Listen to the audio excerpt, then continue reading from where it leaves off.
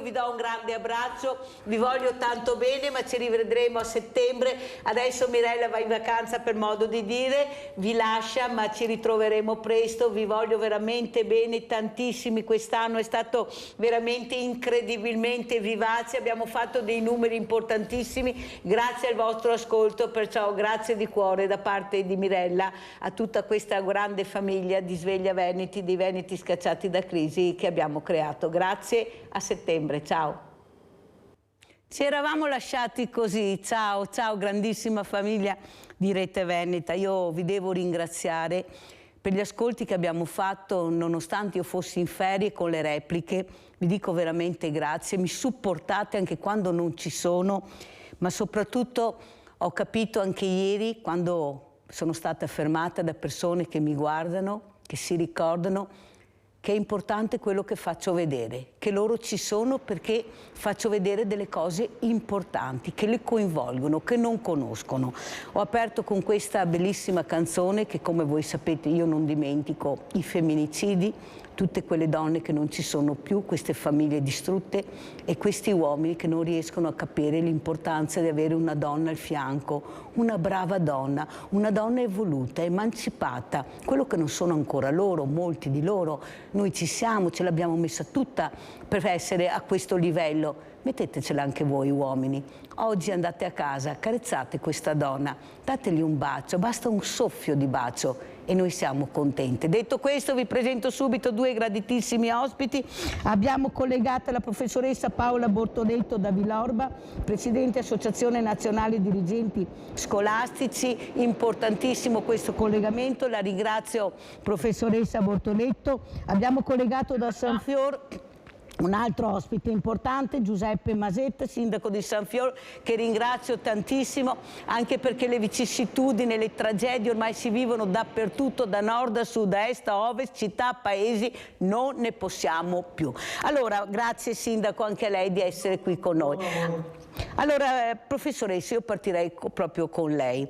Non riusciamo a capire cosa sta succedendo a questi ragazzi, non è colpa loro, io lo dico da anni, professoressa, ecco, non li accompagniamo, non li ascoltiamo, non tutti, perché ci sono delle famiglie bravissime, dei genitori meravigliosi, dei professori che ce la stanno mettendo tutta, però ormai la parola d'ordine è paura, attenzione, attenzione, paura. Non può passare questo messaggio, non può essere che un branco, state molto attenti alle parole di Mirella, di ragazzini soprattutto, tengano in balia, in ostaggio sindaci, professori, cittadini, anziani, ma forse dobbiamo impegnarci di più. Cosa ne pensa professoressa Bortoletto? E grazie per questo grande progetto che partirà, non vi dico ancora cosa, come, chi, ma soprattutto questo grande progetto di impegnarci tutti per capire dove si può arrivare con questi ragazzini e fermarli. Prego professoressa. Infatti, buongiorno a tutti, buongiorno a lei Mirella e a tutti i telespettatori. Sì, è importante mettersi insieme, ecco, non essere isolati, la scuola da sola, i comuni da soli, le associazioni da sole, ma fare fronte comune, impegnando e mettendo in moto appunto sia le forze positive per recuperare le situazioni di difficoltà e di fragilità.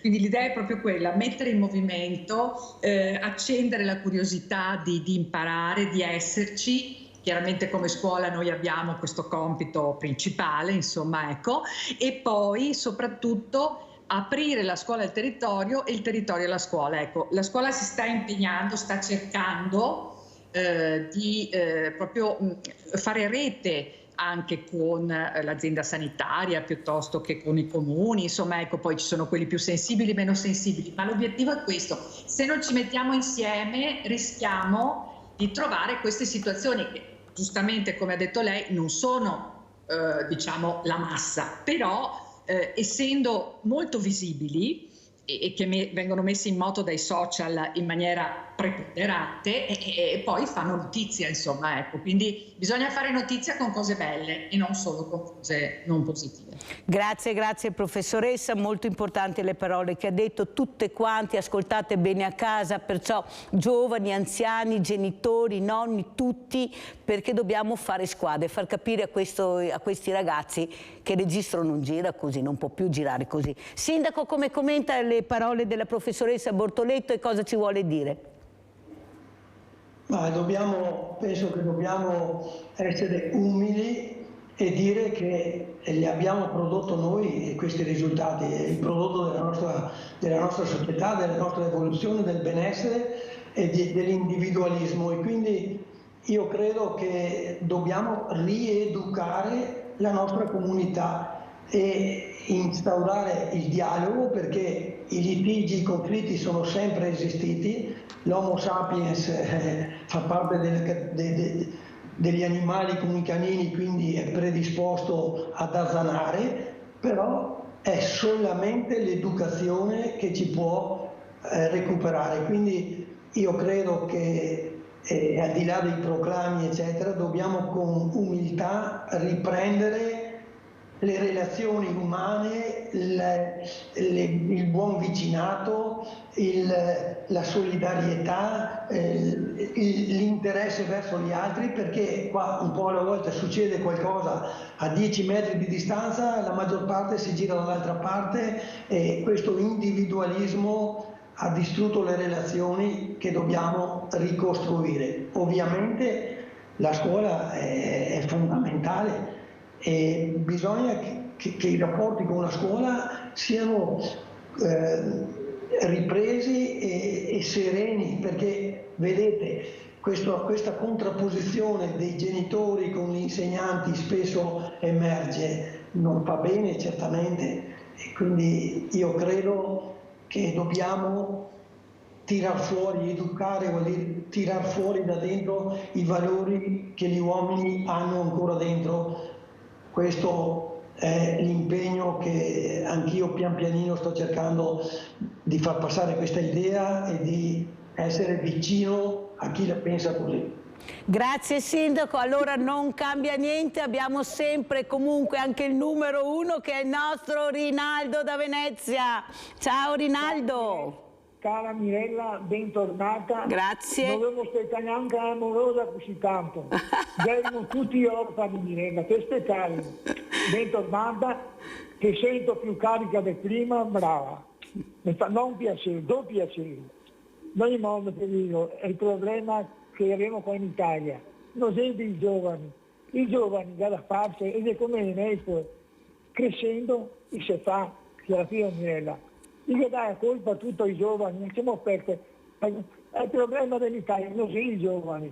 Gli ospedali che ti tocca pagare tutto. Tutto quello che combina adesso inaugurare un ospedale. Ma cosa fa? Grazie alla 10 e 15, va bene? Non vi sono infermieri, non vi sono dottori, chi c'è che mettiamo dentro? È un'assurdità. Chi mette a posto le robe che deve attuare adesso, le cose va in cerca. Ma non ti vedi che siamo di andare a robe con tutto? E a spese che il suo del crimine del paziente. Sai cosa che vuol dire? Vuol dire che se ti va a comprare con 50 euro, ti compri mezzo di quello di prima.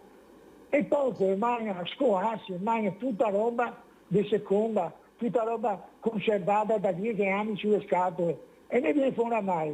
E ne mi cerca di giovani da crescere, da avere il suo spazio, fare i suoi sbagli, a diventare migliori di quelli che c'è. E non che tutta la colpa ai giovani, tutta la colpa della pandemia. Questo nato non avremo neanche scatti indosso. Aspettaremo come dice un parente perché ne assaggi un paltò per fargliene tre perché non siete per lei. E adesso avremo tutto, i fiori intelligenti, il ha tutte buone qualità, perché studia, il magna, il ha tutto. Siamo chi faccia i suoi sbagli, ma perché sia tutti delinquenti. È sbagliatissimo, in ogni modo Mirella, guarda, siamo che aspettiamo l'autonomia da 5-6 anni, va bene, i politici anche a Salvini, non interessa niente, gli interessa il fondo del stretto di Messina, ma cosa avremo l'Italia che sia roba di tutta, va bene, e io, ma dai, Mirella, classe lavorata che sei una bentornata. Ti sapevi che fra poco ti dicevo taglia. Grazie al nostro Rinaldo, grazie. Questi sono i problemi che hanno le persone, sono problemi grandi. Allora partiamo a questo servizio Caro Scuola, visto che fra pochi giorni parte la scuola.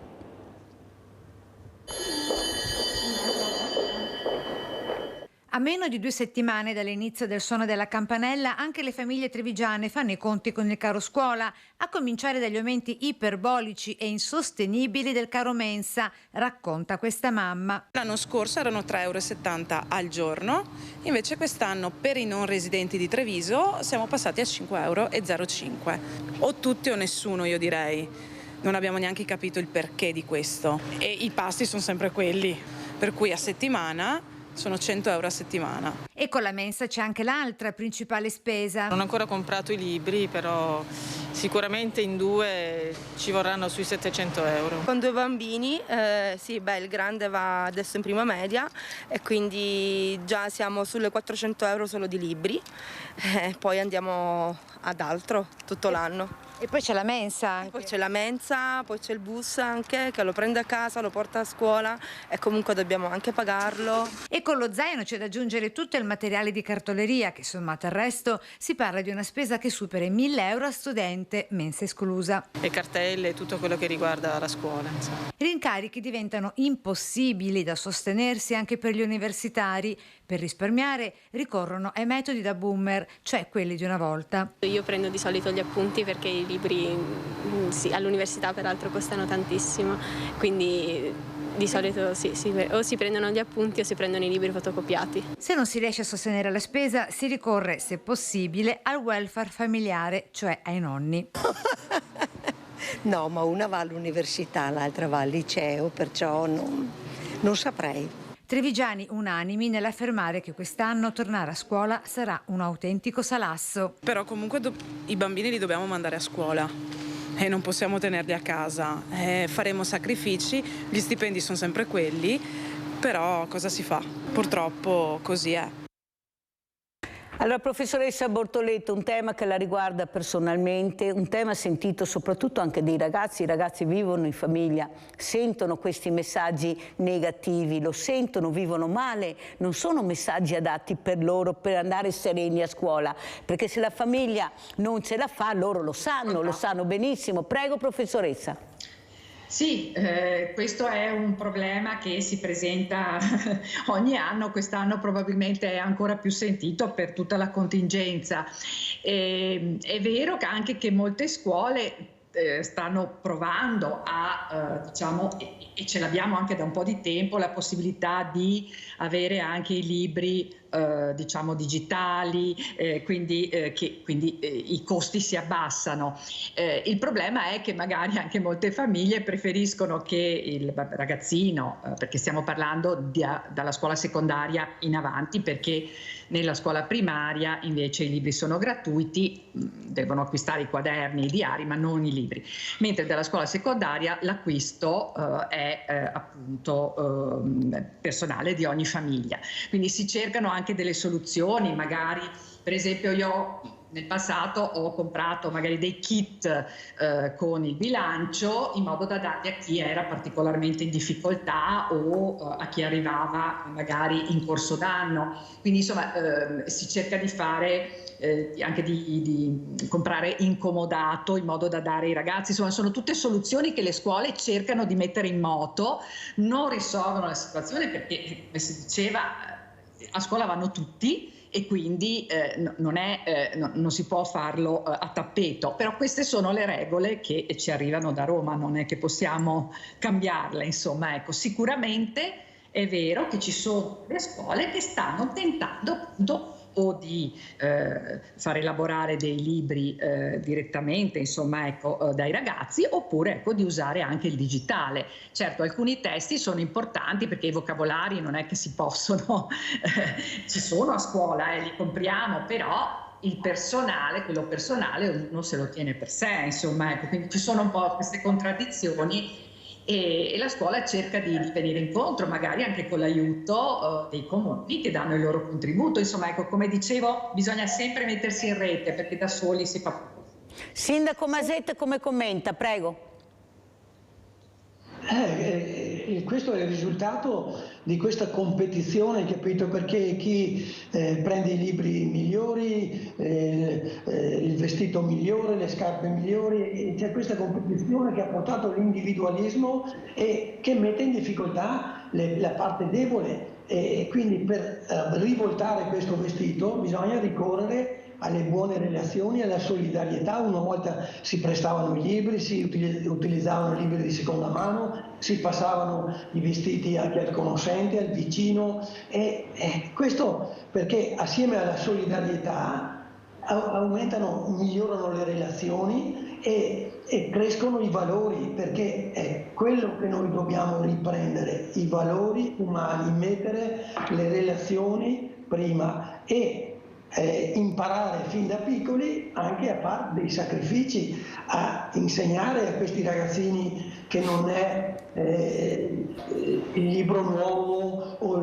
l'astuccio migliore o quant'altro, perché come dicevo prima la competizione, questo tipo di competizione ha distrutto le relazioni umane, crea invidia, crea situazioni di disagio, quindi anche qua solidarietà, rapporti buoni, collaborazione e aiuto reciproco è il migliore aiuto che ci sia, perché se tutto arriva, a parte non ci sono i soldi dallo Stato e arriva tutto facilmente e in giù, è una situazione che porta al vizio, alla facilità. Invece La felicità è la conseguenza di qualche sacrificio, di qualche impegno, come i risultati, e senza impegno, senza sacrificio non si può avere la serenità e la felicità. Gianfranco da Cessalto, ciao Gianfranco, ben arrivato. Buongiorno signora Mirella. Buongiorno. Anche lei, e la ringrazio per la trasmissione. Grazie. Buongiorno signor Sindaco e buongiorno professoressa. Signor Sindaco, siamo le solite, siamo figli zavisti e già rivisti. Lei è lì che parla perché lì tramite una riforma lei ci mette la faccia, è fatta la riforma quella volta la riforma elettorale sui sindaci, e praticamente lei, signor Sindaco, è lì, ci mette la faccia, comanda l'amministrazione, comanda tutto. Una volta che i sindaci erano in balia delle segreterie e abbiamo fatto una buona riforma. Ci battiamo per fare una legge elettorale copia e incolla del sindaco. Signor Sindaco, abbiamo allontanato la gente da andare a votare, vede non va più nessuno, non è più nessuno che suona il campanello, non ci interessa niente, sono un Parlamento di assenteisti, signor Sindaco, non vanno da nessuna parte e sono promesse elettorali a non finire. Mirella, parli lei col suo editore, spara a quarta, dice manderò in pensione la gente a 20 anni, darò questo a tutti, poi prende una montagna di voti e invece si spara così, poi non combinano niente. Signor Sindaco, poi mi dia una mano, signor Sindaco, dobbiamo buttare via i tabelloni elettorali, che è una spesa inutile, quelli lì andiamo a finanziare di comprare i libri oppure tappare i buchi sulle strade, di cui riforme non se ne fanno niente. Ecco, ci vuole una bella legge elettorale, copia e incolla del sindaco, vedrà che le cose funzionano, e perché se promettono e poi vanno giù, come lei poi ogni anno andrà agli esami, ogni 5 anni fa gli esami, se vuole si mette, e se no va sul banco delle posizioni, vuol dire ci cura le ferite, vede, questa è una vera democrazia, ma più che la spara più grossa. Ecco, volevo il suo parere, buongiorno e grazie, buon lavoro. Grazie Gianfranco, prego Sindaco Masetta. Sì, qua ormai è così, sai, si pensa che facendo riforme normative si possa trovare, ripeto, io credo che lavoriamo per il benessere e il risultato del benessere deve essere, come dicevo, la felicità. Non possiamo, dobbiamo responsabilizzarci tutti, primo di tutti i politici, sicuramente. Io sono arrivato, non mi sono mai interessato di politica, sono seduto in questa sedia per sbaglio, dico sempre a tutti, sono stato convinto a 70 anni a mettermi su un posto dove bisogna anche qua mettere l'anima, mettere l'umiltà, mettere la disponibilità e lavorare sugli aspetti sociali. Il problema più grosso che abbiamo oggi con i sindaci per me è l'aspetto sociale. Dobbiamo unire le forze anche su questo e darci una mano, perché dobbiamo riprendere i valori umani e le relazioni umane, perché noi siamo una società fatta di individui. È chiaro che gli individui necessitano anche di qualche regola, ma noi ci siamo riempiti di norme, di regole, e poi non vengono rispettate. Servono poche regole e tanta serietà e impegno e attenzione per l'insieme. Ripeto e sottolineo, l'individualismo deve fare non un passo ma 3 passi indietro, e solo così riusciamo a creare una società che può raggiungere la felicità. Oggi invece abbiamo disappunto, disagio, una società ammalata. Dobbiamo curarci. Vede Sindaco, lei ha ragione e condivido, poi sentiremo anche la professoressa Bortoletto in quello che ha detto. Lei ha una civica, è stato eletto con una civica, ma la mia domanda è questa: non le sembra che i cittadini, le persone, gli italiani in generale abbiano buon senso, nel senso che sanno di cosa hanno bisogno e non sono beni strumentali, sono servizi alle persone? Questo abbiamo bisogno. Noi continuiamo a sentir parlare di cemento, di strade, di ponti, Per carità, il mondo va avanti, ci mancherebbe, ma i servizi alle persone, dove li mettiamo? In Europa ci danno i soldi, il PNRR, ma l'Europa non sa di quello che ha bisogno il nostro paese, regione per regione. È inutile che noi facciamo ancora sale chirurgiche, operatori, se ne abbiamo già. Faccio un esempio, ma se nessuno glielo dice, loro non possono sapere che a Padova non ha bisogno di quello. Allora io mi domando, cosa ci sta a fare la politica se non è capace di gestire la situazione? Il problema è che in tanti anni, inutile prendersela con gli ultimi governi, noi abbiamo mandato su posti importantissimi, e sto parlando anche dell'Europa, persone che non erano competenti. Erano state messe là perché trombate, come dico io spesso, sindaco, non sapevano dove metterlo e le andavano in Europa, con un sacco di soldi oltretutto, con squadre che avrebbero dovuto portare questo paese a riuscire ad avere almeno nel 2023 quello che riesce a portare a casa, ad esempio la Spagna, faccio un nome a caso, che i soldi li spende e li riesce a averli tutti. Noi non riusciamo a farlo, sindaco, non riusciamo a avere i servizi alle persone. Abbiamo gli anziani abbandonati, ne abbiamo trovato un altro solo, abbandonato, morto in casa. Colpa di nessuno, per carità. Chi non ha colpa scagli la prima pietra e io mi ci metto in mezzo. Ma non può più funzionare così, sindaco. E siete voi che avete il pallino in mano, la conferenza dei sindaci. Dovete far forza, dire di quello che ha bisogno il nostro territorio. È inutile che ci riempiamo di cose che non servono. Abbiamo gli anziani nella solitudine più totale, abbiamo i giovani nella solitudine più totale, abbiamo gli operai che non ce la fanno più perché sono stati relegati all'ultimo posto ed è la forza vincente del paese. Artigiani azzerati e i politici che vanno a casa con una barca di soldi. A parte i sindaci, ma basta chiamare e guardare un consigliere regionale. Ma può andare avanti un paese che viene tenuto in piedi dal parassitismo, sindaco? Professoressa Bortoleto, è questo il messaggio che arrivano a questi ragazzi? Ma come volete che riusciamo a fargli capire che c'è un mondo anche per loro se continuiamo a mandare questi messaggi? Avete visto il festival del cinema a Venezia? Lusso sfrenato. Una cosa incredibile. Chi è che non piacerebbe partecipare, andare su questi hotel, partecipare a questi eventi? A 12 e 15 anni c'ero anch'io mi ricordo. E vuoi quelle cose là? Cioè non te ne frega niente perché stai crescendo, però stai crescendo magari con una famiglia che ti dice guarda che non gira proprio così. Adesso non c'è più questa famiglia.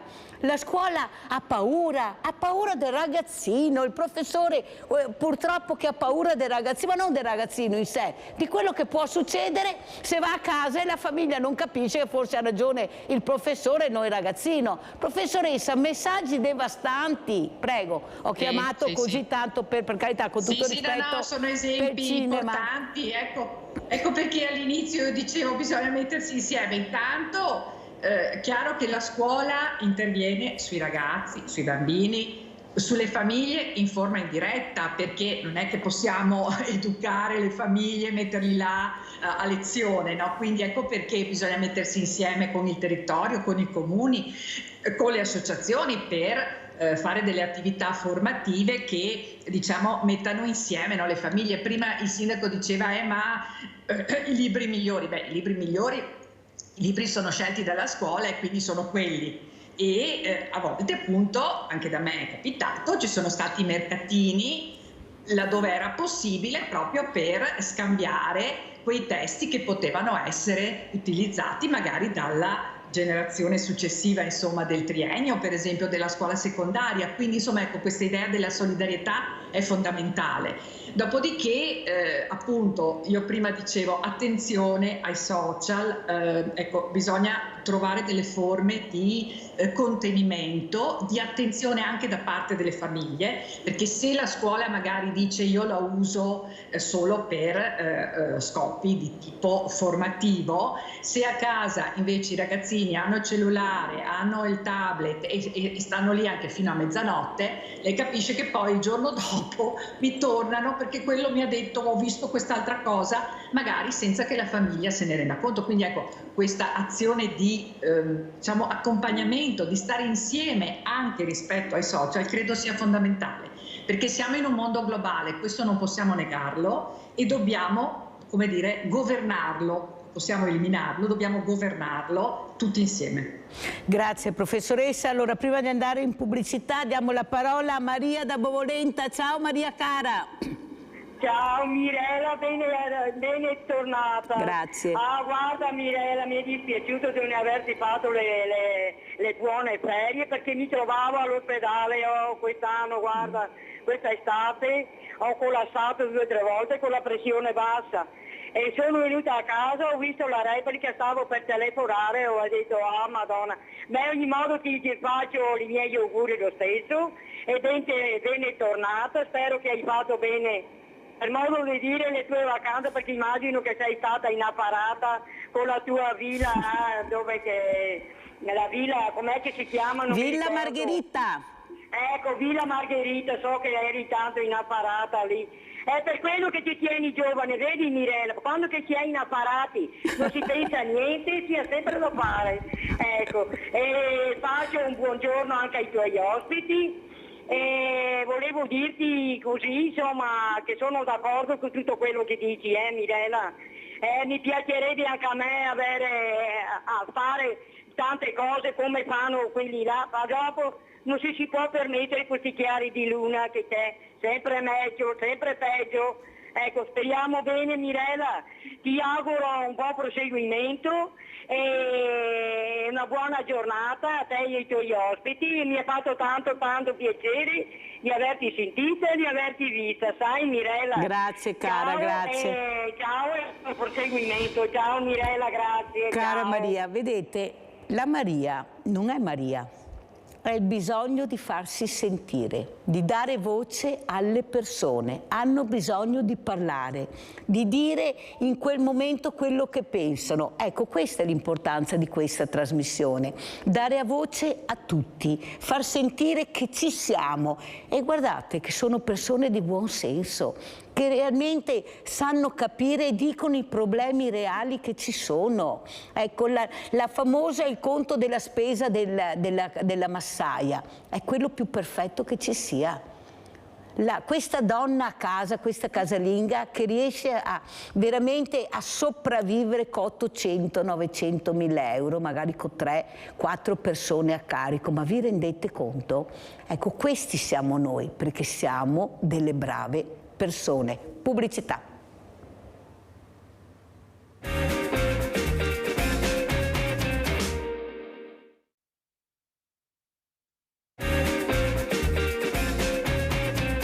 Ci hanno raggiunto altri 2 graditissimi ospiti. Abbiamo in presenza, presentati. Beh, io sono Mario Grassi, sono in pensione, mi godo la mia bicicletta, faccio molto sport, incontrando comunque anche delle situazioni non sempre, diciamo, a favore nostro, però ne abbiamo già parlato. Mi impegno più che posso per la sicurezza soprattutto di chi va in bici, perché ritengo che la bici sia il futuro per salvare il nostro pianeta.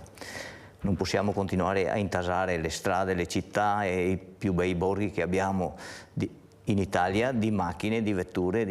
La bicicletta sarà, secondo me, il futuro e aiuta la salute, aiuta a stare in compagnia, aiuta ad essere spensierati e avanti, a mano a mano che si presenteranno i problemi li faremo presenti a chi di dovere. Allora saluto anche Daniele Benetton, anche lui un ciclista che poi prenderà parola assieme a Mario Grassi, si intervalleranno, ma quello che io mi chiedo, Grassi, lei, tu, perché ci diamo del tu, con Mario non riesco a dare del lei, è più forte di me, cioè siamo amici, è presidente Associazione Sportiva Dilettantistica Ciclismo. Allora Mario, spiegami come mai pochi ragazzi fanno sport in base al numero che abbiamo, lo sentono lontano, non vogliono impegnarsi, è troppo faticoso. Tu sei una persona diversamente giovane, come li chiamo io, che però fa chilometri e chilometri e chilometri, perché ti sei sempre tenuto in allenamento e l'allenamento è fondamentale, è importante. Perché i giovani sono così lontani da questo mondo meraviglioso dove ci sono regole, rispetto, si crea socializzazione? Perché questo secondo te? Ma forse sono catturati da molte altre cose, magari negative pure.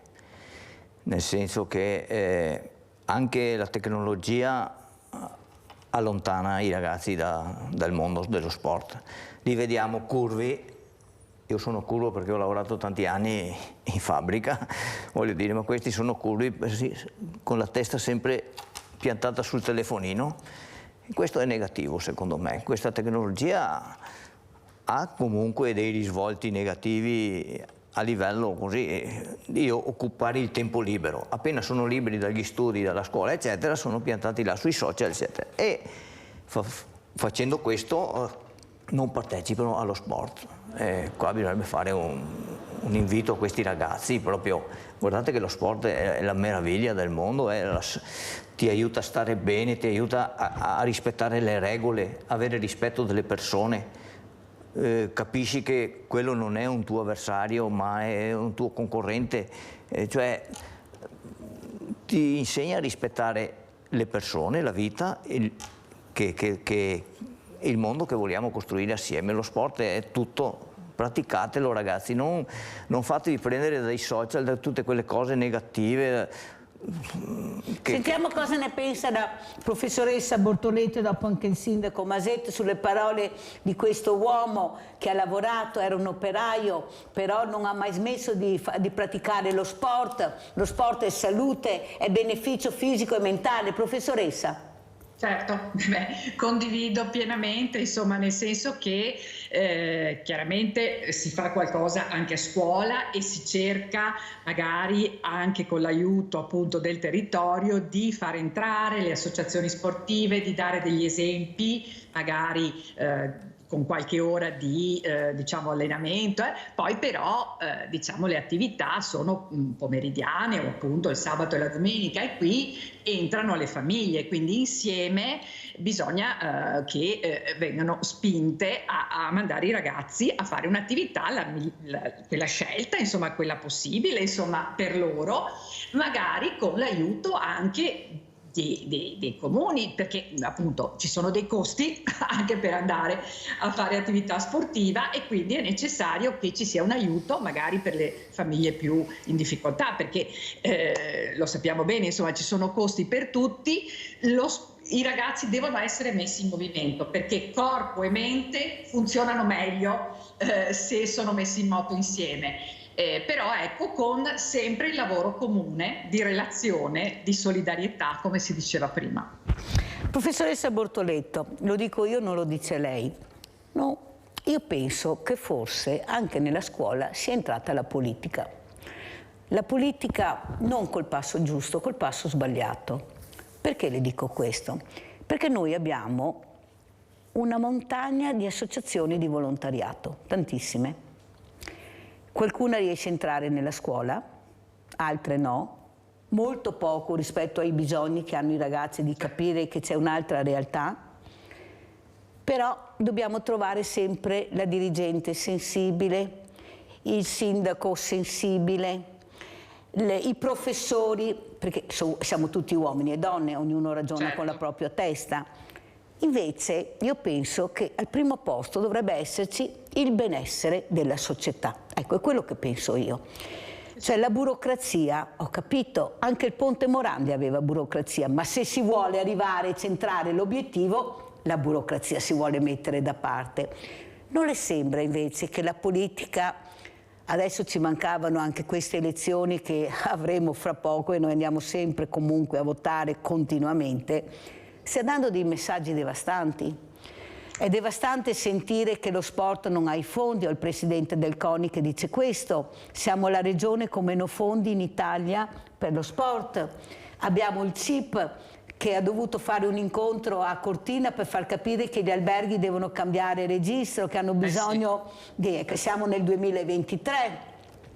Abbiamo i ragazzi che si allontanano sempre più perché loro, guardate, che sanno quali sono i problemi, questa energia che hanno enorme dai 14, anche 12 io direi, ai 20, 25, la stanno esprimendo nella maniera che sono arrivati i messaggi. Qual è il messaggio che arriva? Guerra, zuffe, risse, questa adrenalina che li fa scattare per un o niente perché nessuno li ha fermati e nessuno gli ha detto che forse possono gestirlo in maniera diversa. Questo è il messaggio che deve fare la scuola e la famiglia. Ma se la famiglia non c'è, sindaco, mi scusi, perché molti non ci sono, non hanno famiglia nella carta. La scuola può fare quello che può fare, sono 4-5 ore di scuola, ma il giorno dura 24 ore. Cioè, cosa riusciamo a dare a questi ragazzi? Cosa diamo a questi ragazzi quando terminano la scuola? Professoressa, loro lo sanno, sono vicini all'ambiente. Sì, benissimo, uccidono l'orsa, perfetto. Perfetto, qual è il problema? I cacciatori, loro li odiano, la maggior parte, perché non è arrivato il messaggio giusto, ci sono anche dei buoni cacciatori, è tutto che arriva sbagliato nel modo sbagliato, e loro come lo interpretano? Con l'aggressività, è l'unica arma che hanno. Ne hanno altre forse, professoressa, ne hanno altre armi per combattere questo mondo schifoso, lo dico io, che li abbiamo, come dice giustamente sia Grassi che il sindaco. Non è colpa loro, siamo stati noi tutti, professoressa, tutti che abbiamo dato messaggi sbagliati, anche se io devo dire che la goccetta fortunatamente ho sempre cercato di metterla nel mare. Prego. Certo, come anche molte scuole e molti docenti, insomma, ecco, quindi io sono sempre un po' positiva, ecco, nel senso che avendo di fronte tutti i ragazzi, tutte le famiglie, insomma, ecco, non vedo solo negatività, c'è ed è aumentata nel corso di questi anni. Qualcuno diceva non c'entra la pandemia, c'entra anche quello, c'entrano le guerre, c'entra una situazione contingente che ci ha messo sulle spalle una situazione che è stata portata avanti in un momento magari in cui era più facile lavorare, trovare appunto una situazione più semplice, magari alla fine del Novecento. Ecco, io direi che comunque questa possibilità dobbiamo metterla in moto, dobbiamo ridare futuro ai nostri bambini e ragazzi, quindi la scuola ci prova. Dobbiamo provarci insieme, perché se no e ci sono degli esempi, ci sono delle prove che ci si mette intorno a un tavolo. È faticoso, perché la scuola che parla col comune, che parla con l'ULSS, che parla con le associazioni, non tutti hanno la stessa visione, bisogna mettersi insieme e trovare le priorità. E da lì poi fare delle cose. Quello che dicevo prima, se nella scuola entrano le associazioni sportive, e facciamo fare degli esempi di attività, e poi il pomeriggio i ragazzi, i bambini vanno a fare l'attività sportiva, ecco, è già un passaggio, perché la scuola ha dato il là e dopo si continua nel pomeriggio. Ecco che, come dire, bisogna fare delle cose piccole che però sono goccioline che formano un grande lago, un grande amico.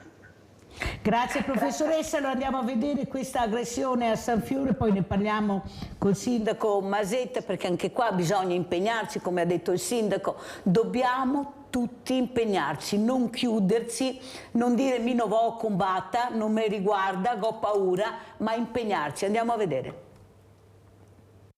Si è manifestato ancora il problema dei mesi scorsi con delle presenze all'interno del parcheggio. Noi nei prossimi giorni provvederemo a pulire e sanificare nuovamente il parcheggio, lo facciamo costantemente. Il parcheggio a Piani va restituito ai cittadini. Il Comitato per l'Ordine e la Sicurezza di questa mattina convocato in prefettura ha preso atto delle criticità segnalate dall'amministratore condominiale del centro. Esattamente un anno fa, era il 10 settembre, l'intervento all'Alba di Polizia, Vigili e Contarina portò alla luce 35 richiedenti asilo che usavano il posteggio come un alloggio di fortuna, una storia che si ripete. All'ordine del giorno di oggi anche l'intervento delle forze dell'ordine sul quadrante di via Fiumicino Micelli. Per i 2 ragazzi fermati nel corso di un controllo antidroga è stato disposto il DASPO per 1 anno verso tutti gli esercizi pubblici e locali di pubblico intrattenimento nella zona di Piazza Borsa. Soddisfatto il sindaco Mario Conte, che ha ringraziato le forze dell'ordine prese di mira durante l'operazione da coetanei dei giovani. Questo episodio è successo in Piazza Borsa, poteva succedere in qualsiasi altro quadrante di città. È evidente che quello è un punto di ritrovo per i giovani, non è un problema se si comportano bene, diventa un grosso problema se spacciano e se assumono comportamenti sbagliati e infrangono le regole.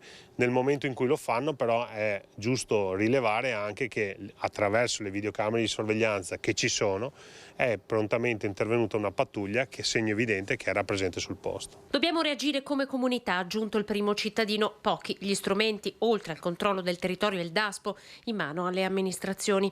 Presenti al comitato di questa mattina tutte le forze dell'ordine, cui è andato il ringraziamento di Mario Conte, che va ad aggiungersi a quello del presidente Luca Zaia per l'impegno profuso nella lotta allo spaccio di droga, con i 7 chili sequestrati dal nucleo radiomobile dei carabinieri nell'area di Via Pisa. La droga è una piaga che va combattuta con tutte le forze. Mi fa piacere sapere che le forze dell'ordine sono sul pezzo da questo punto di vista. Noi dobbiamo lavorare sulla cultura della non droga, cioè quindi dobbiamo lavorare per far capire ai giovani che la droga va evitata, che la droga va combattuta e che la droga non porta certamente benefici. Il dolore è un disastro, tutto rotto, spalle, costole, schiena, bacino, le braccia. È stato dimesso dall'ospedale Fiorenzo Zamboni, il 76enne ex macellaio di San Fior, picchiato selvaggiamente martedì scorso da un uomo che l'ha rapinato della collana e del portafogli. 6 costole rotte, un polmone perforato, lesioni al fegato, botte ovunque. Ci vorranno parecchie settimane per guarire, ma per cancellare il ricordo di quei momenti terribili probabilmente non basteranno mesi né anni. Le immagini dell'aggressione sono sempre lì, nitidissime, un'ombra che non lo lascia mai, come quella che gli si è avvicinata quella sera nel giardino di casa. Vedo un'ombra un po' indietro là, a metà cortile, che viene avanti di corsa. Mi sono girato un po' di più, con tutte e 2 le mani mi ha buttato su per il cancello e per il portacancello lì, la colonna, che è di ferro. E mi ha fatto male la schiena e subito sono andato seduto per terra, no, sull'angolo, e ho cercato di proteggermi.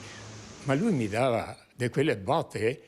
Sarà stato 1,85 m, anche di più, pesava tanto perché era grosso, ma era agile. E dopo portava i guanti con la rete di ferro, mi ha rovinato tutto quello con la rete, fino qua. Mi ha dato 3-4 pugni dallo stomaco e tutto qua davanti. E dopo, per la colonnina, mi tenevo bene, sono coperto bene, non riuscii a darmi, neanche qua ho reagito un po', no? E dopo mi metteva sempre su un braccio, e allora mi ha toccato a muovere, mi ha dentro col braccio e mi ha preso la colonnina. L'uomo è poi fuggito in direzione della piazza. Zambon non è riuscito a vederlo in volto. Il rapinatore infatti indossava un passamontagna nero con solo 2 piccoli fori per gli occhi, ma alcuni dettagli gli sono rimasti impressi nella mente. Tutto coperto, tutto di nero. Quei guanti, però sono riuscito all'odore a pelle, così, perché aveva i guanti fin qua e le maglie fin qua. Quindi gli è rimasto impresso l'odore di questa persona? Sì. Le indagini dei carabinieri continuano a ritmo serrato. Dopo l'aggressione un testimone avrebbe visto un uomo fuggire a bordo di un'auto. Ci sono poi le immagini della videosorveglianza. Nulla viene tralasciato e tutta la comunità spera che il responsabile venga presto assicurato alla giustizia. Vorrei dire che adesso 20 anni di guerra. Tentato omicidio? E se mi capitasse di te, io sono un macellaio e taglio la testa. Sindaco Maset, questi sono purtroppo i messaggi che arrivano a questi ragazzi, alle famiglie, agli anziani, ai professori, alle scuole e come diceva giustamente la professoressa Bortoletto, forse è tempo che ci sediamo tutti quanti assieme per cercare di capire dove possiamo arrivare e mettere quella famosa goccia che abbiamo detto, ma tutti quanti assieme diventa una grande goccia. Ecco, intanto un grande abbraccio a questa famiglia, a questo uomo, a questo imprenditore, a questa a questa realtà che ormai tutti i giorni, ripeto, noi purtroppo assistiamo. È un giovane, è uno stupro, è un'aggressione, è sempre qualcosa di negativo. Prego, Sindaco. Sì, siamo alle solite, ormai prima sentivamo Treviso, Castelfranco, Conegliano, adesso anche nei paesetti non passa mese che non ci sia questi episodi di violenza, e chiaramente sempre nei confronti dei fragili, l'anziano, la donna. Chiaramente sono cose inaccettabili, però io ritorno a dire quello che ho detto prima: dobbiamo rieducarci e l'attenzione ognuno si deve prendere cura di chi è vicino a casa propria, tenere sott'occhio il comportamento delle persone, richiamare qualche ragazzino che una volta, quando eravamo ragazzini noi, ci richiamavano anche i genitori degli amici. Oggi nessuno può più riprendere nessuno, e quindi, come dicevamo prima, siamo una società da rieducare e sta collaborando, perché parlavamo anche prima di sport. Lo sport è fondamentale, ma deve essere un'agenzia educativa assieme alla scuola e alla famiglia. Soprattutto nei nostri paesetti lo sport è fondamentale, ma è uno sport che è sorretto dal volontariato. E è importante che questo volontariato non sia caricato di regole e di burocrazia, perché ultimamente il volontariato è stato inondato di regole, di burocrazia e quant'altro, e quindi io parlo per me, i presidenti delle associazioni stanno fuggendo, e senza volontariato non si fa nulla. Intanto i comuni non hanno risorse per fare attrezzature, campi sportivi, palestre. Noi non abbiamo una palestra in tutto il comune, ma poi quando fai questi investimenti hai la necessità che vengano gestiti, e solo le associazioni di volontariato riescono a farlo, non con i dipendenti. Ritornando all'amico Fiorenzo, certamente è stato un episodio spregevole, dei peggiori che si possono, inaccettabili, come dicevo, però dobbiamo unire le nostre forze, le nostre amicizie, costruire relazioni, amicizie, e far passare concetti di amicizia e di amore. Nessuno parla più di amore oggi, solo odio, reprimere, repressione, eccetera. Manca il valore più alto di tutti i valori, che è l'amore, e nessuno ne parla più. Sa, Sindaco, che ho pensato di invitarla tutte le mattine, perché lei sta usando con una semplicità un linguaggio molto importante, il linguaggio della comprensione, dell'amore, ecco, della socializzazione. Lei ha il coraggio di dire: il mio comune non ha una palestra. È l'unico sindaco che l'ha detto, forse altri però non lo dicono, lui l'ha detto: io non ho una palestra. Io credo nel mondo delle associazioni di volontariato, perché è quello che ha sempre dato, che è sempre in prima fila, che quando alzi il telefono lui arriva 2 minuti dopo. Non c'è la burocrazia nel mondo del volontariato, la privacy, tutte queste menate che ci hanno messo. Ecco, il volontario arriva, hai bisogno, ci sono. E ci sono anche i giovani, basta vedere nelle catastrofi, sono i primi ad arrivare, vogliamo capire che siamo noi che forse non riusciamo a trasmettere questi messaggi nella maniera giusta. Grazie Sindaco. Professoressa Bortoletto. Sì, beh, è la verità, nel senso che se li mettiamo in movimento hanno un'apertura, una voglia anche di fare le cose che è eccezionale. Insomma, voi, cioè, vivendoci ogni giorno, insomma, si vede. Ecco, credo anche che sia importante proprio dare la possibilità, ma a scuola si cerca, ma bisogna continuare tutti insieme a educarli alle emozioni, ai sentimenti. Ecco, sono le famose, le chiamano, no? Ecco, soft skill. Su questo dobbiamo lavorare. Sono una parte importante su cui anche la scuola deve lavorare, ma anche tutti gli altri. Quindi educare alle emozioni, ai sentimenti positivi, anche a quelli negativi, per saperli controllare, però.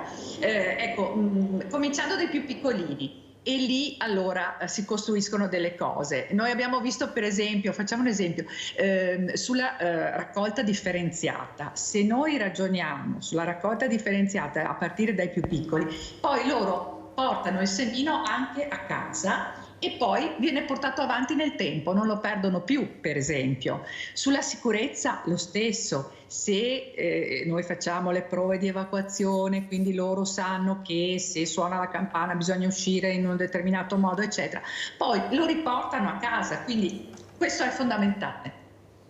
Però c'è un però, professoressa, che in attesa che questi ragazzini crescano, noi dobbiamo andare a parare i colpi di questi ragazzi che sono anche un po' cresciuti e dovrebbero comportarsi in maniera diversa. È là che dobbiamo parare in attesa che il bambino cresca bene. Allora andiamo a vedere questi vandali a scuola Vazzola.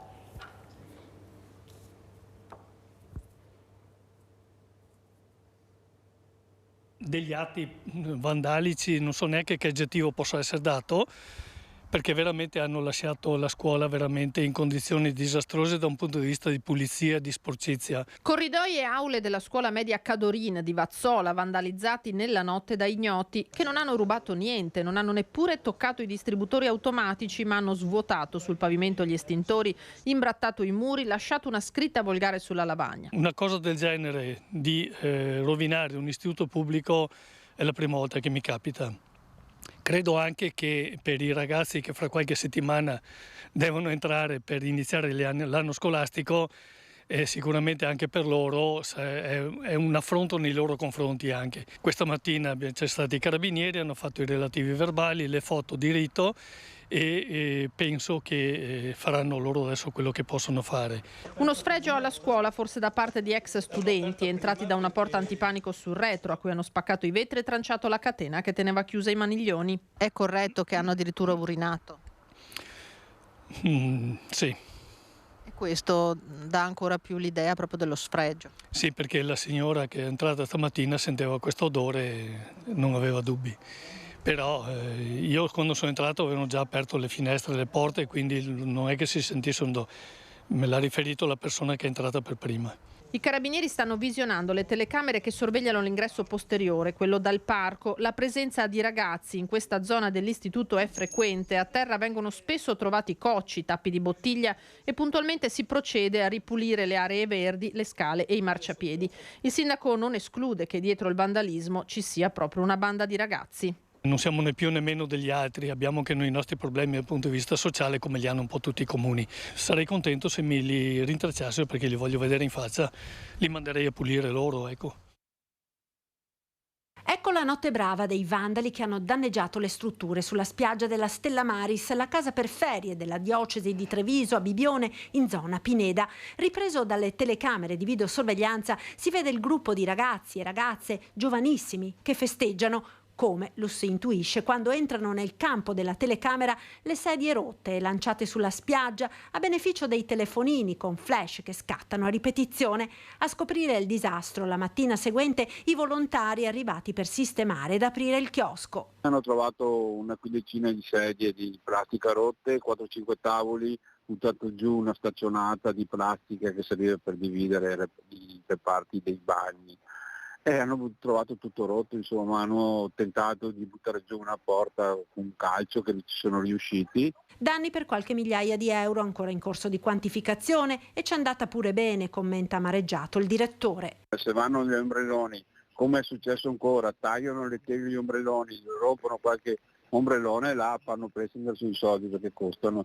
Vandalismi che fanno ancora più male se si pensa che la struttura è nata soprattutto per un turismo inclusivo rivolto a disabili, famiglie e anziani che qui possono trovare un alloggio privo di barriere architettoniche, ma anche una struttura che si occupa dell'inserimento lavorativo di persone con disabilità. La settimana scorsa vediamo l'associazione del Tonino Bello della diocesi sempre, erano 50 ragazzi disabili con 100 giovani che li accompagnavano. Hanno fatto una settimana, adesso abbiamo famiglie, una cooperativa sociale che viene qua.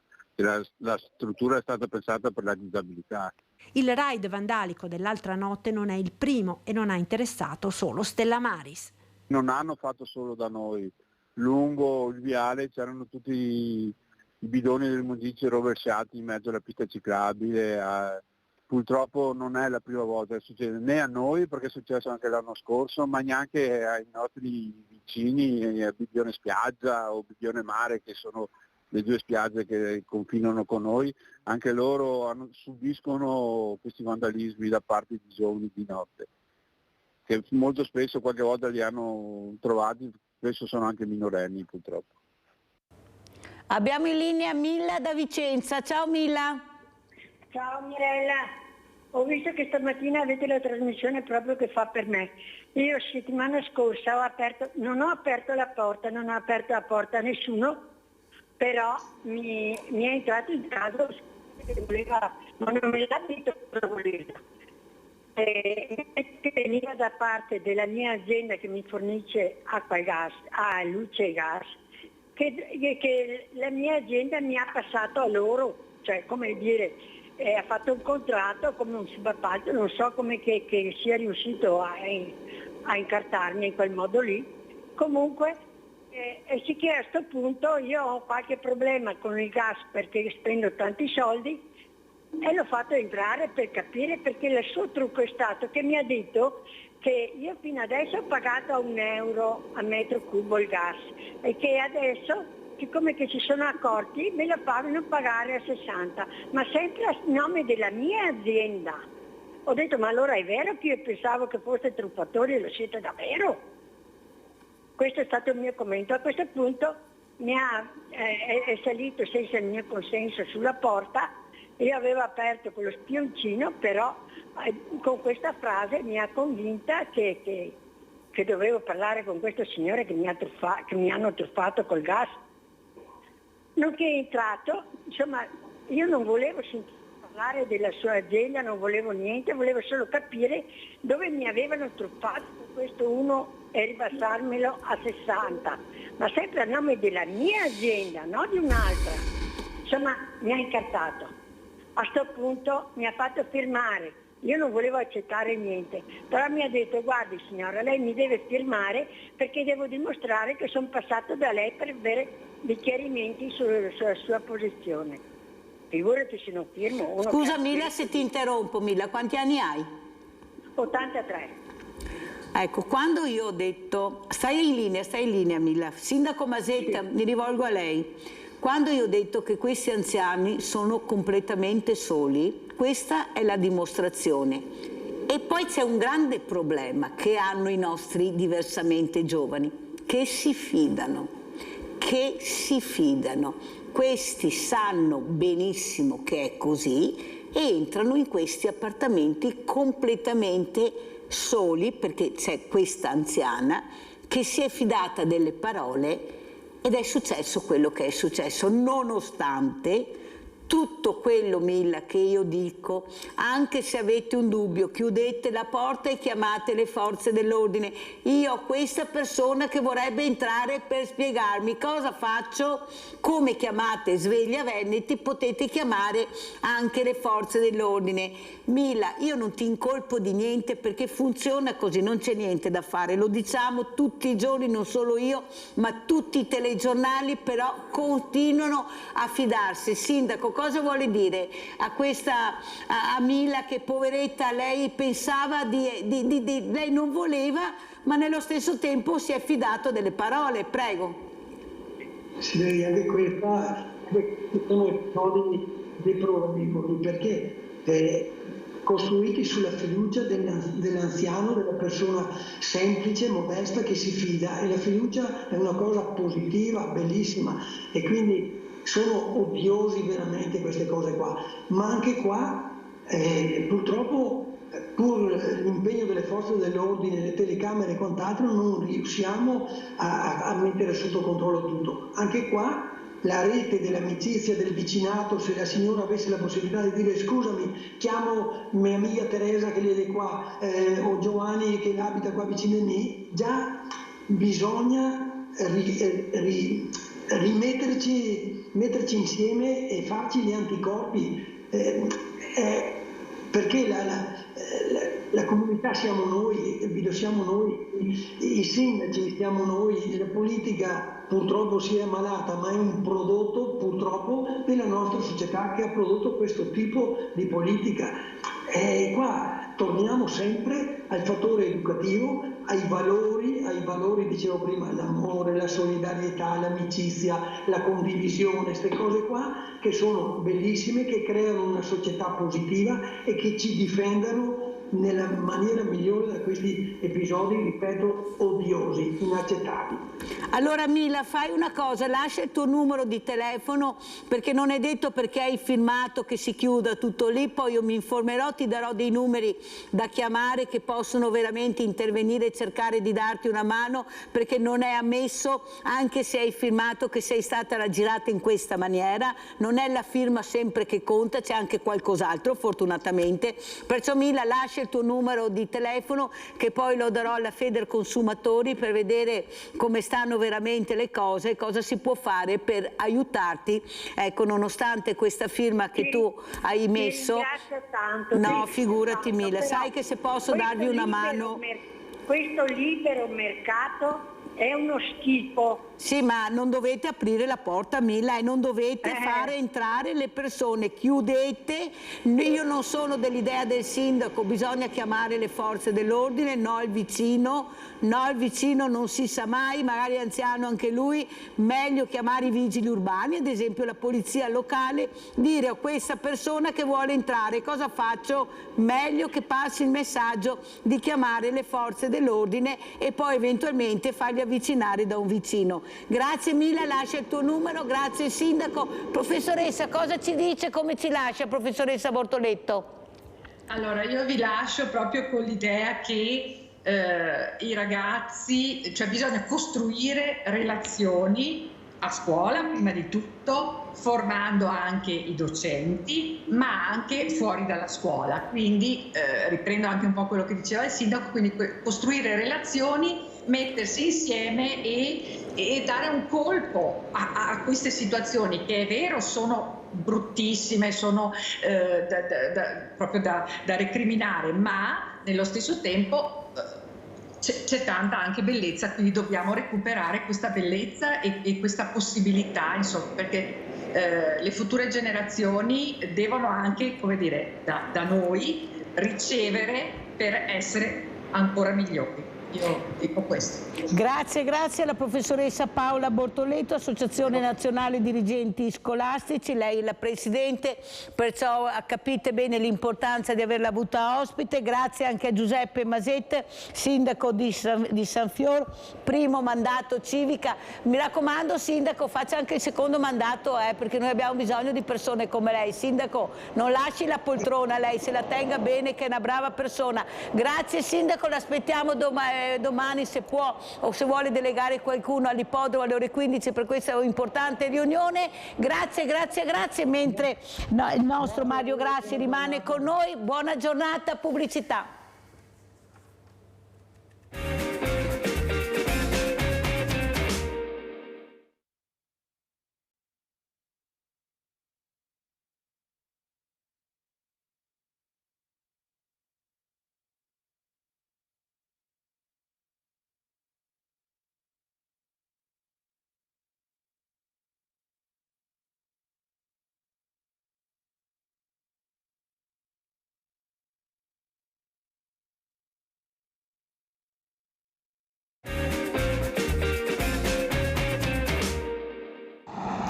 Buongiorno a tutti.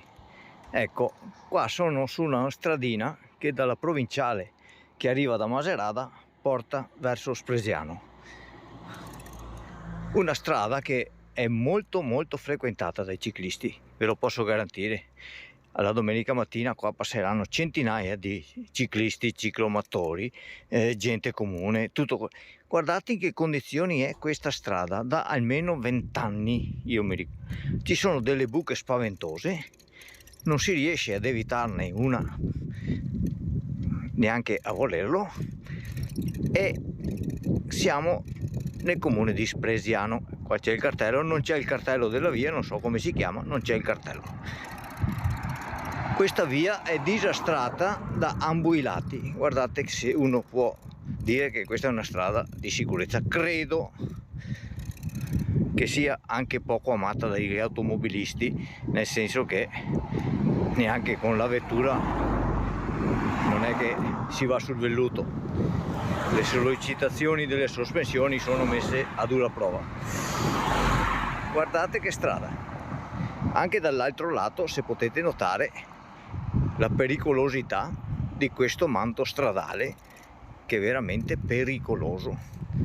Io a questo proposito faccio un appello alla comunità di Spresiano, al sindaco, alla giunta: prendete atto di questa cosa e metteteci una pezza per cortesia, perché c'era un altro pezzettino dalla stazione al centro di Spresiano che era disastrato come questo, l'hanno messo a posto. Bastava allungare il lavoro di 1 chilometro, forse neanche 1 chilometro, e si sistemava anche questo pezzettino. È veramente pericoloso. Guardate che buche, tombini profondati nel tempo, non a raso con l'asfalto.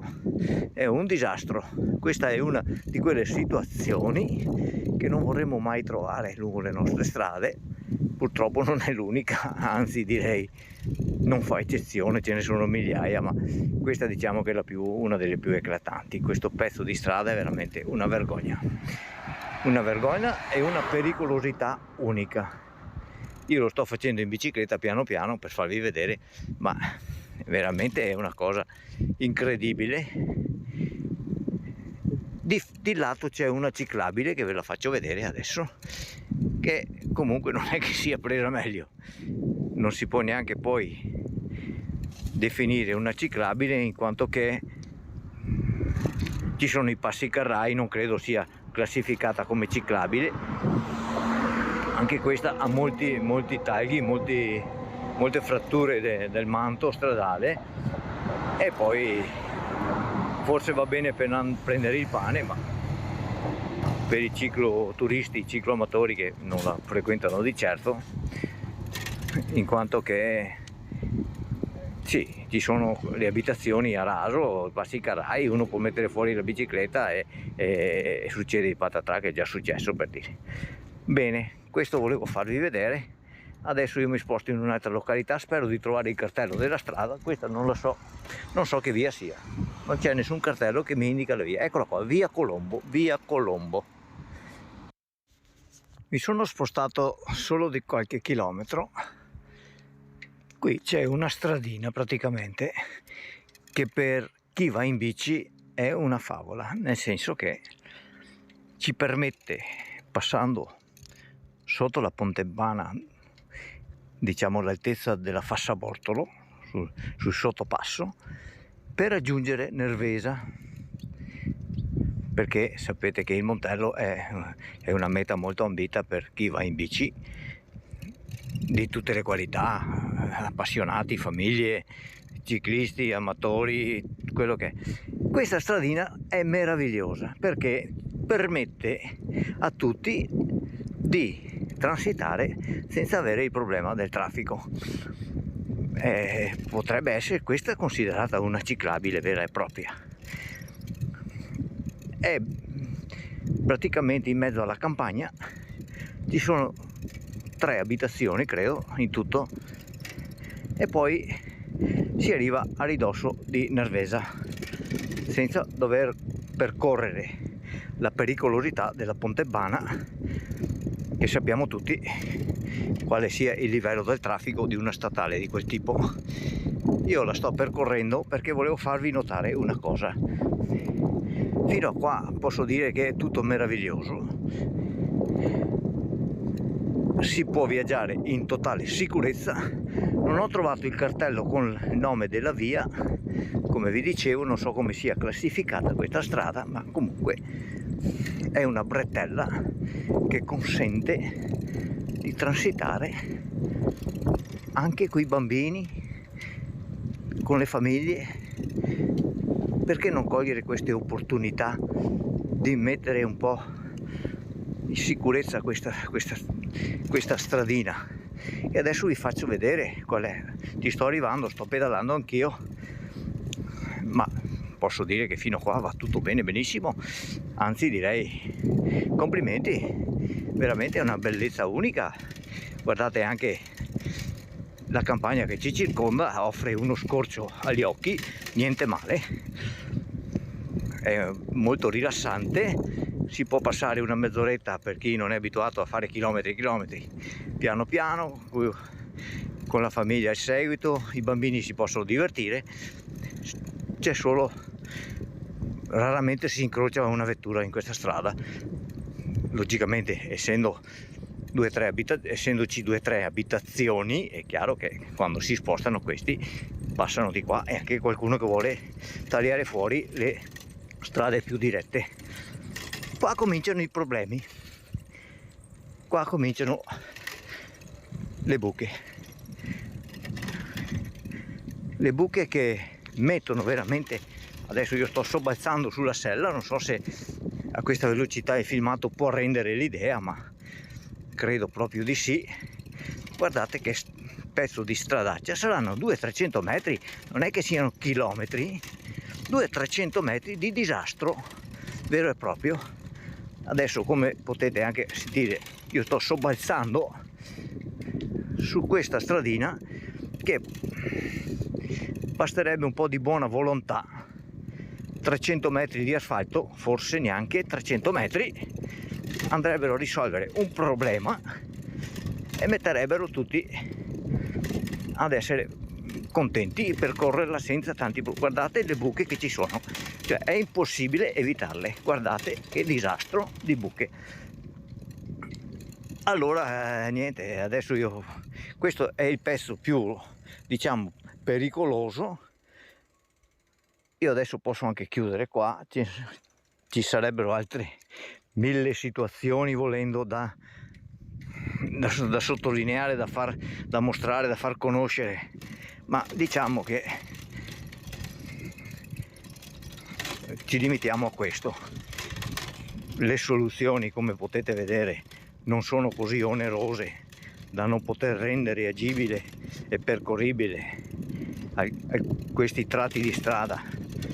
Almeno miglioriamo quello che è la situazione delle nostre strade, che già di per sé sono un gran bel disastro rispetto a molti luoghi che io ho visitato in Europa e anche in Italia. Voglio dire, ci sono regioni che hanno molto più a cuore la sicurezza stradale che non il Veneto.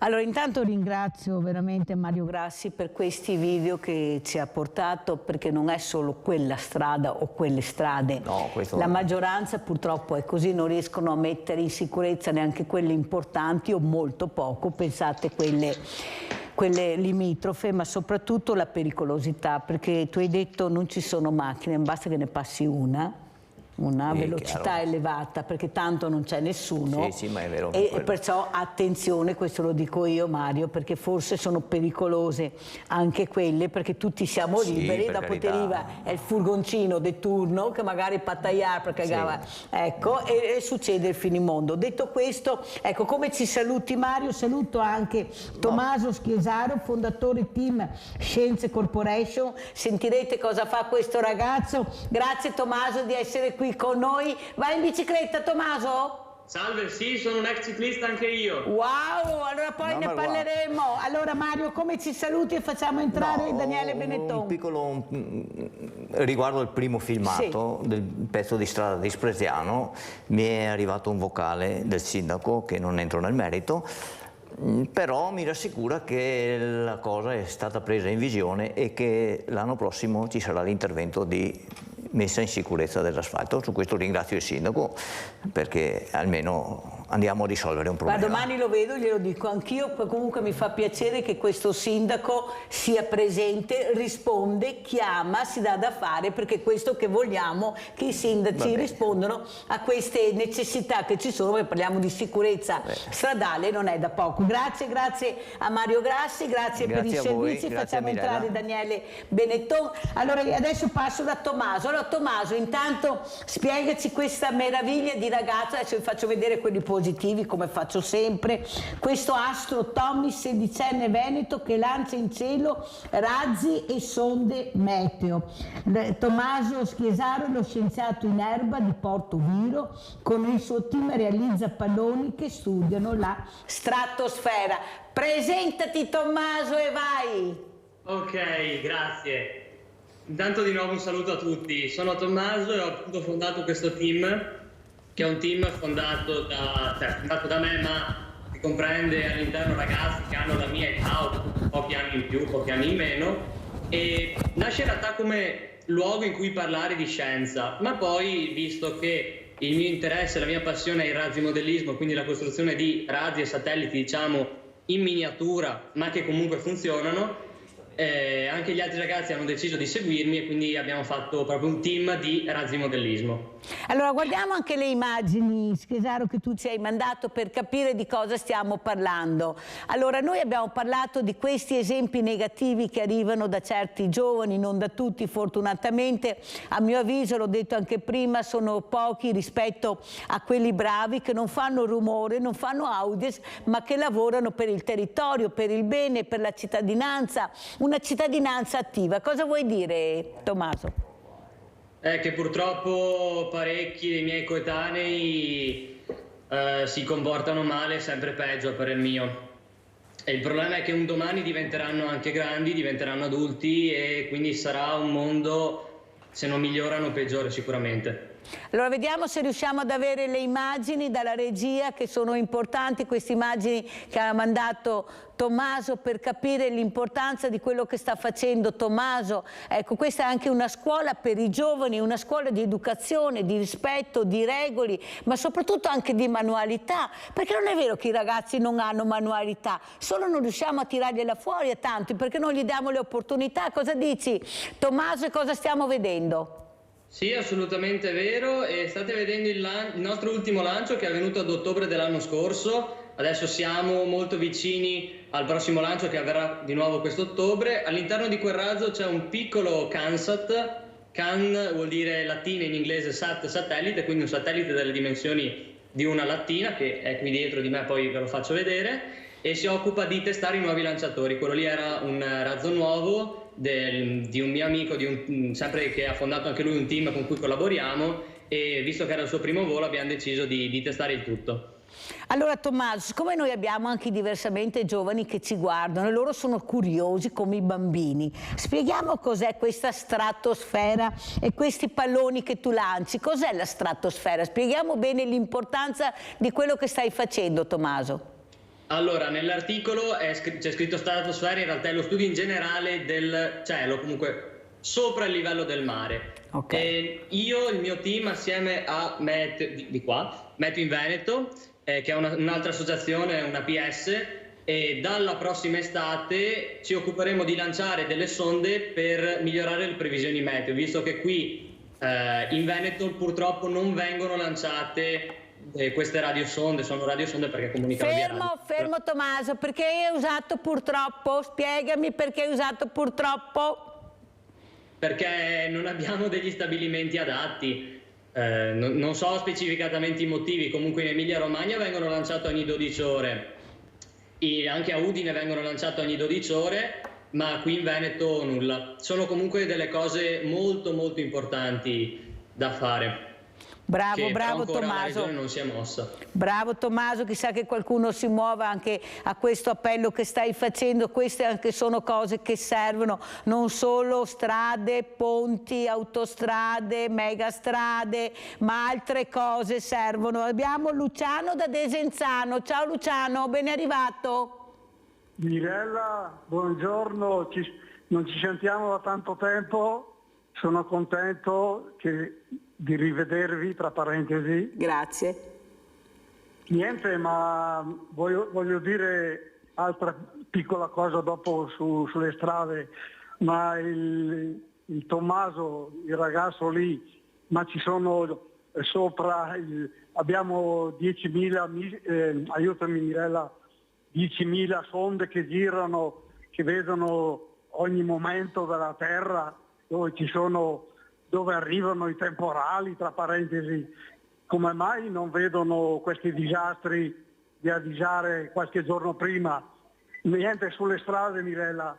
Sai, io fra un mese ho 77 anni e dovrebbero, prima di tutto, io ho l'assicurazione anche con la bicicletta e anche quelli a piedi, perché purtroppo si comportano male, sanno di avere precedenza alle strisce e si buttano sulle strisce senza guardare. Niente, tutti assicurati. Poi ci sono le strade da mettere a posto, naturalmente.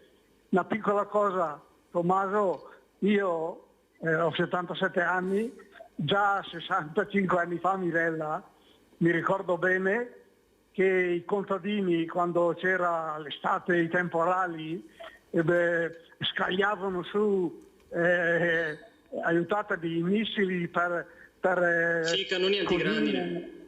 Non grandinasse, mi ricordo bene, Mirella, qua sotto Poltenasse buttavano su questo calore, coi cannoni, diciamo, buttavano su. Niente, vi saluto per oggi, grazie Mirella, vi saluto Tommaso, buongiorno a tutti. Grazie, grazie Luciano. Come vedi Tommaso, come hai sentito, ecco, questi diversamente giovani, come li chiamo io, sono presi da queste cose che fai, per quello ti ho chiesto, spiega bene, perché loro sono molto attenti. Saluto anche l'ospite che è entrato al posto di Mario Grassi, che è Daniele Benetton, ciclista per passione, 35 anni poi anche nella sanità come infermiere, perciò lavori pesanti e forse questo ciclismo dà la possibilità di staccare anche la spina da tante disgrazie, da tanta sofferenza e capire che forse è un mondo nuovo. Cosa vuoi dire soprattutto anche a Tommaso, questi ragazzi che veramente ce la stanno mettendo tutta per cambiare anche registro, non sono tutti dei piccoli delinquenti o delle baby gang, abbiamo queste meraviglie. Prego Daniele. Buongiorno, assolutamente Tommaso è un esempio per i ragazzi del giorno d'oggi, perché non tutti i ragazzi sono negativi, ci sono veramente delle eccellenze e Tommaso ne è un esempio. Quindi io dico a Tommaso di continuare con questa filosofia di interesse, di curiosità che sicuramente lo porteranno ai vertici per sfondare nel mondo dell'imprenditoria, eccetera. Tommaso, come commenti queste parole sia di Luciano che di Daniele, che si complimentano con te, che hanno piacere di quello che hai raccontato questa mattina, che magari tanti non conoscono, non sanno, sono sempre delle novità che io porto a conoscenza, perché sai, i giornali sono tanti, ma le trasmissioni che si vedono magari sono importanti su quello che si fa nel territorio. Prego. Innanzitutto li ringrazio e ne approfitto per dare un messaggio ai giovani. NASA un po' d'anni fa lanciò su Marte un rover che si chiama Perseverance, che significa in italiano perseveranza. Quindi credo che tutto sia fattibile purché si abbia la voglia di farlo. E quindi perseverate, se avete un sogno raggiungetelo, perché ce la potete fare. Ascolta Tommaso, noi siamo partiti questa mattina con la Presidente dell'Associazione Nazionale Dirigenti Scolastici, col Sindaco Masete. Si parlava appunto dell'importanza di famiglia, che secondo me è il primo anello, poi c'è la scuola e poi viene la società. A mio avviso sono questi tre anelli che purtroppo non sono più uniti, si sono spezzati. Allora tu questa passione che hai coltivato, però sei stato anche supportato sia dalla famiglia, della scuola, perciò vuol dire professori che hanno capito, ecco, quello che tu potevi creare, potevi dare, e la società. Cosa vuoi dire? Ecco, cosa vuoi dire avere questi tre anelli uniti importanti, Tommaso? Allora, per quel che riguarda sia la famiglia che la scuola, ho sempre avuto il massimo supporto. Mi viene in mente, a scuola dovevo andare in radio durante l'orario scolastico, la vicepreside è venuta a prendermi in classe, mi ha fatto scendere nell'aula magna, sono andato in radio, saluto e ringrazio, e quindi scuola a posto, famiglia assolutamente anche loro, infatti mi portano ovunque quando ho bisogno. Per quel che riguarda la società, vengo visto sempre come quello diverso fuori dal gregge. E per questo talvolta vengo anche insultato da ragazzi della mia età, ma anche da persone più grandi. Senti Tommaso, però lo dici in una maniera come chi se ne può fregare di questo, il mio obiettivo è un altro, cioè tu sei riuscito a fare quel passaggio fondamentale di capire che non valgono queste parole, le parole che valgono sono altre per te, ecco, è la scienza, è la creatività, è l'obiettivo di fare qualcosa di bene per il futuro, o sbaglio Tommaso? Sì, assolutamente sì. Per il mio carattere tendo abbastanza a non ascoltare queste persone e quindi io sinceramente non ho nessun tipo di problema, però sì, è importante comunque studiare, stare dietro a quello che piace al ragazzo senza farsi fermare in nessun modo dalle altre persone. Però tu hai anche spiegato che c'è un altro team fatto di ragazzi invece che vogliono conoscere, capire, aiutarti. Avete capito che ci sono due realtà, non dobbiamo vedere, come diceva la professoressa Bortoletto, solo il caso negativo, dobbiamo vedere anche la positività che hanno molti ragazzi. Io ho avuto qui in trasmissione dei geni numero 1, anche qui i robot fanno delle cose meravigliose, cioè se noi gli diamo il gioco, Tommaso, voi sapete giocare, il problema è che dobbiamo darvi il gioco che volete, con il quale volete giocare, perché se non ve lo diamo come fate a fare quello che volete, la manualità, crearlo? Ecco, cosa vorresti dire alla scuola? Ecco, qualcosa che veramente vorresti che fosse fatto di più, la creatività, la manualità?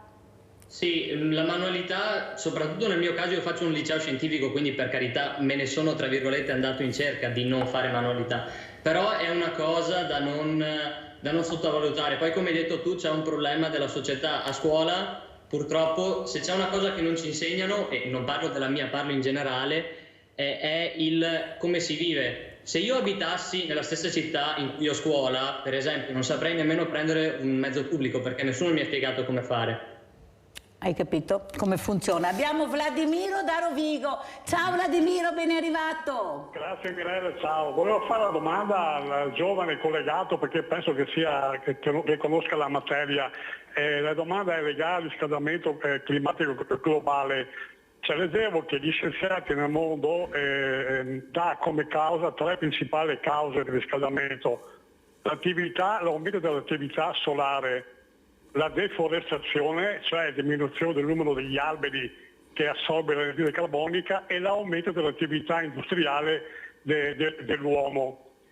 Però gli scienziati dà una percentuale diversa come causa del riscaldamento globale a questi 3 motivi. È importante secondo me, a parte che premetto che sarebbe meglio comunque diminuire l'attività industriale e lo scarico del gas nell'atmosfera, a prescindere da ogni altra cosa, però sarebbe importante sapere l'influenza che ha questi 3 effetti anche per tarare una prospettiva industriale e futura per cambiare proprio l'economia mondiale. Ecco, chiedo al ragazzo, non mi ricordo più il nome. Tommaso. Tommaso, ecco. Se secondo lui qual è la percentuale di importanza di queste 3 cause del riscaldamento globale, cioè l'aumento dell'attività solare, la deforestazione e l'aumento dell'attività industriale dell'uomo. Grazie, ciao. Grazie a te Vladimiro, grazie, sempre presente anche Vladimiro. Prego Tommaso. Allora, posso rispondere sia a te sia al signore di prima con un'unica, frase. Io mi affido ai dati scientifici, per cui non c'è alcun dato scientifico che i cannoni antigrandine funzionino, e lo si vede anche magari dalle foto. Semplicemente c'è il cannone antigrandine in mezzo ad un vigneto e poi comunque il vigneto è coperto con la retina antigrandine. E un'altra cosa che non è, un'altra cosa che la scienza non dice è che l'attività solare influisca sul riscaldamento globale. Per quel che riguarda invece l'attività umana, quindi il rilascio in atmosfera di CO, CO2, ma anche altri gas, quello sì è proprio quello il problema maggiore. Ascolta Tommaso, in riferimento anche a quello che sta succedendo all'ambiente, ecco, questa guerra che non finisce più, ma queste guerre a macchia di leopardo, ecco, che non riusciamo a capire se l'uomo deve ancora capire che il benessere dell'umanità è unico, abbiamo un unico cielo, non è che il cielo sia diviso, è un unico cielo che abbiamo e riguarda tutti noi. Cosa vorresti dire a questi grandi della terra che non riescono mai a prendere le decisioni che vadano nella maniera giusta, corretta, perché sempre alla fine c'è un business pazzesco che supera anche la nostra dignità, ecco, la dignità dell'uomo, di essere capito, di capire che l'ambiente è unico, è raro e non può essercene un altro se non lo coltiviamo e non lo sosteniamo bene. Prego Tommaso. Allora, è un argomento molto molto difficile. L'Europa secondo me si è imposta degli obiettivi abbastanza rigidi. Non sta riuscendo a rispettarli tutti, per carità, però c'è lo sforzo. Il problema è che manca un'organizzazione che riesca, diciamo, a tenere a bada tutti gli stati del mondo, perché ci sarà sempre lo stato, passatemi il termine, la diversità è una cosa bella, ma non in questo caso, ci sarà sempre lo stato diverso, che è lo stato grande che dice, beh, loro fanno di tutto per non inquinare, io me ne frego e produco.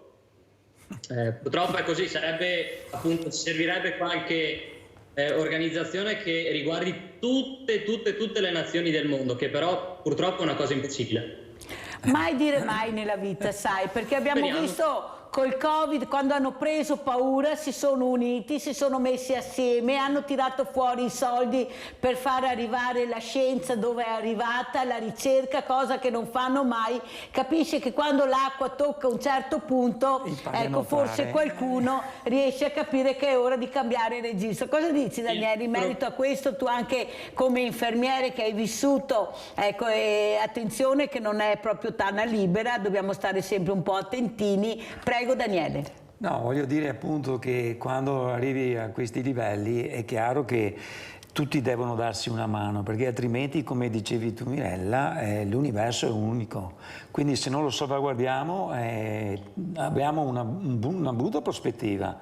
E quindi dico che tutti quanti dobbiamo fare la nostra parte. Io come cittadino rispettare le regole, fare il compostaggio, usare il mezzo quando serve, e se posso spostarmi in maniera più razionale e meno inquinante, usare la bicicletta, che è il mondo in cui in questo momento mi trovo più d'accordo. Anche perché grazie anche alla ricerca, alla scienza, abbiamo biciclette che se anche uno non vuole fare molta fatica, ecco, abbiamo la fortuna di avere anche questi mezzi che con poca fatica, quasi niente direi, riusciamo veramente a fare movimento, a girare in tranquillità, però sono le strade come si guardava prima. Ecco, da ciclista cosa vuoi dire? Allora, da ciclista voglio dire che tutti insieme dobbiamo cercare di fare un qualcosa di comune, nel senso che io ciclista devo dare l'esempio attraverso dei comportamenti di rispetto ed educazione nei confronti dell'automobilista o del camionista. Per cui se io rispetto te, altrettanto tu dovresti avere lo stesso riguardo nei miei confronti. È chiaro che se ci mettiamo in 2 o in 3 in fila su una strada di una certa larghezza, creiamo delle difficoltà a chi sta dietro di noi. Quindi cominciamo da questo e poi piano piano dobbiamo trovare anche la capacità di unire le forze dei ciclisti, perché sembra che ci sia in Inghilterra questa federazione che ha dato uno spunto per dire più ciclisti siamo, cioè dal punto di vista numerico, e più siamo visti dagli automobilisti, per cui l'automobilista è consapevole di questa massa di biciclette e di ciclisti che si muove e a maggior ragione avrà più sensibilità e più rispetto e avrà meno, come si può dire, diatribe e meno conflitti con il ciclista. E nello stesso tempo, vedendo tanti ciclisti che si muovono in sicurezza, molto probabilmente anche l'automobilista più restio potrà trovare la volontà e l'energia per mettersi a imbracciare una bicicletta. Ti dirò di più, nella mia società, io faccio parte del GC Catena, siamo 45 soci e per X motivi ci sono delle persone che non hanno più la capacità muscolare, proprio perché, non so se per X motivi o per altri, è venuta meno. questa persona praticamente sarebbe stata esclusa dai giri in bicicletta che normalmente facciamo, perché certi giri in bicicletta impongono delle difficoltà altimetriche o anche di chilometraggio.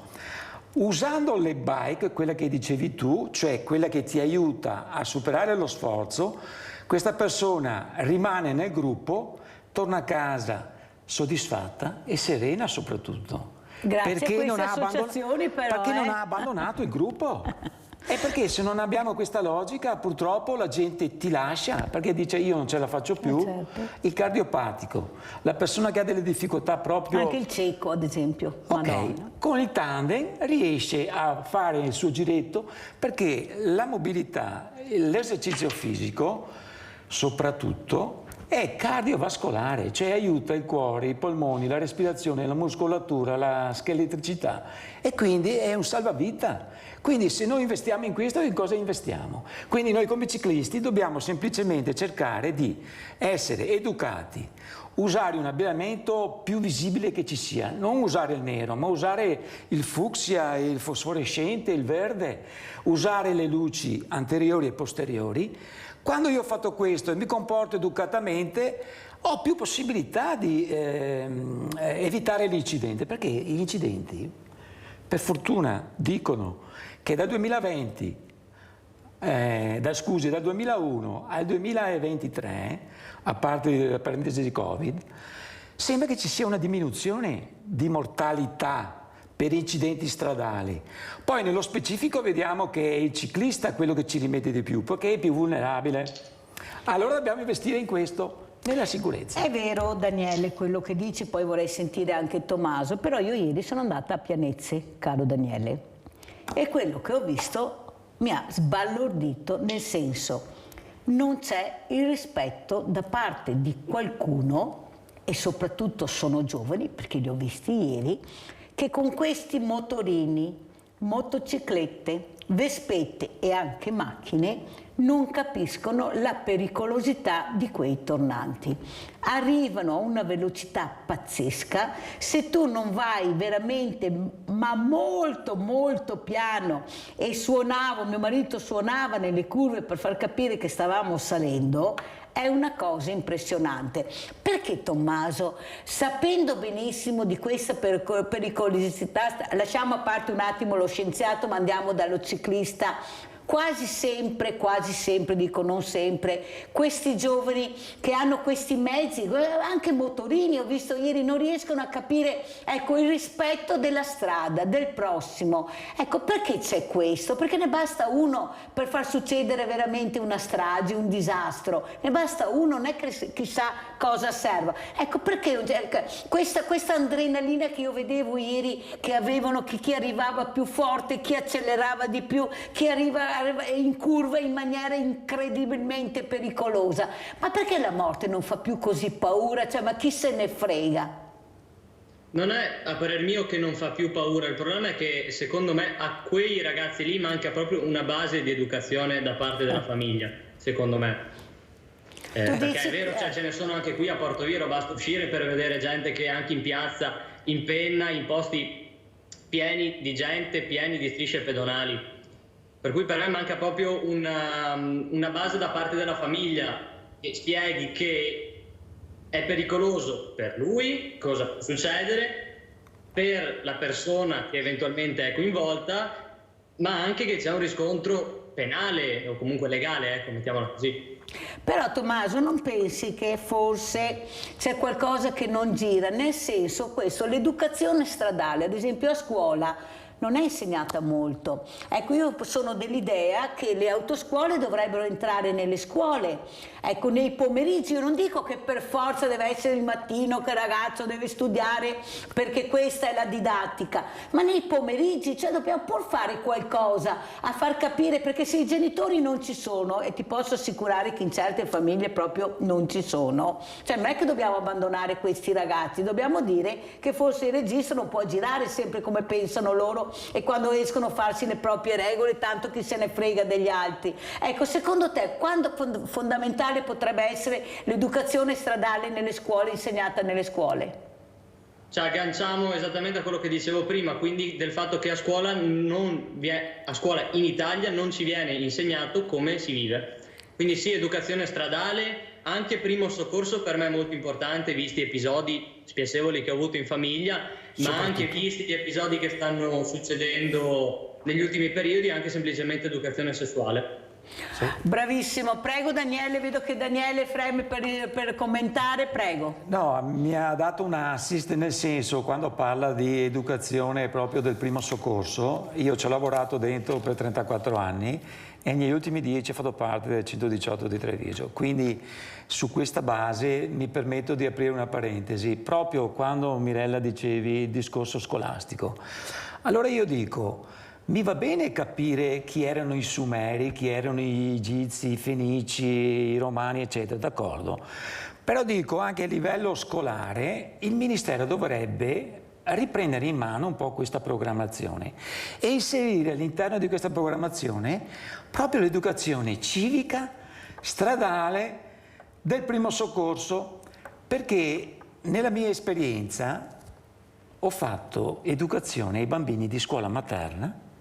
Esperienza lavorativa al 118, era previsto degli incontri con la scuola materna, elementare e media, dove il pulmino partiva dalla scuola, veniva lì al SUEM, facevamo vedere un 20 minuti di filmato in cui proiettavamo ai bambini delle icone, dei disegni dove si vedeva il 115 piuttosto che il 118 e si faceva capire quali erano le condizioni per poter intervenire e fare le prime manovre salvavita.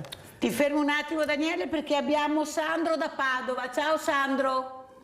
Buongiorno a tutti. Buongiorno. Allora, volevo intervenire sul discorso motociclette. Allora, le fabbriche costruiscono motociclette fino a 200 cavalli. Dove li scarichi tutti quei cavalli lì? Allora, siccome i soldi lo Stato li mette tutti sul calcio, non fanno le piste dove i ragazzi possono collaudare le loro motociclette, sono costrette a fare delle piccole sfide per le salite, per le discese, ma si parte dall'errore di non concedere dei tracciati e quindi senza tracciati i 200 cavalli li scarichi in mezzo alla strada. Allora, chi ha forza politica come i ciclisti che possono andare via in 3 appaiati per la strada e sono in regola, va bene. Giocare calcio va bene, fondi, evasione fiscale, tasse non pagate, va bene.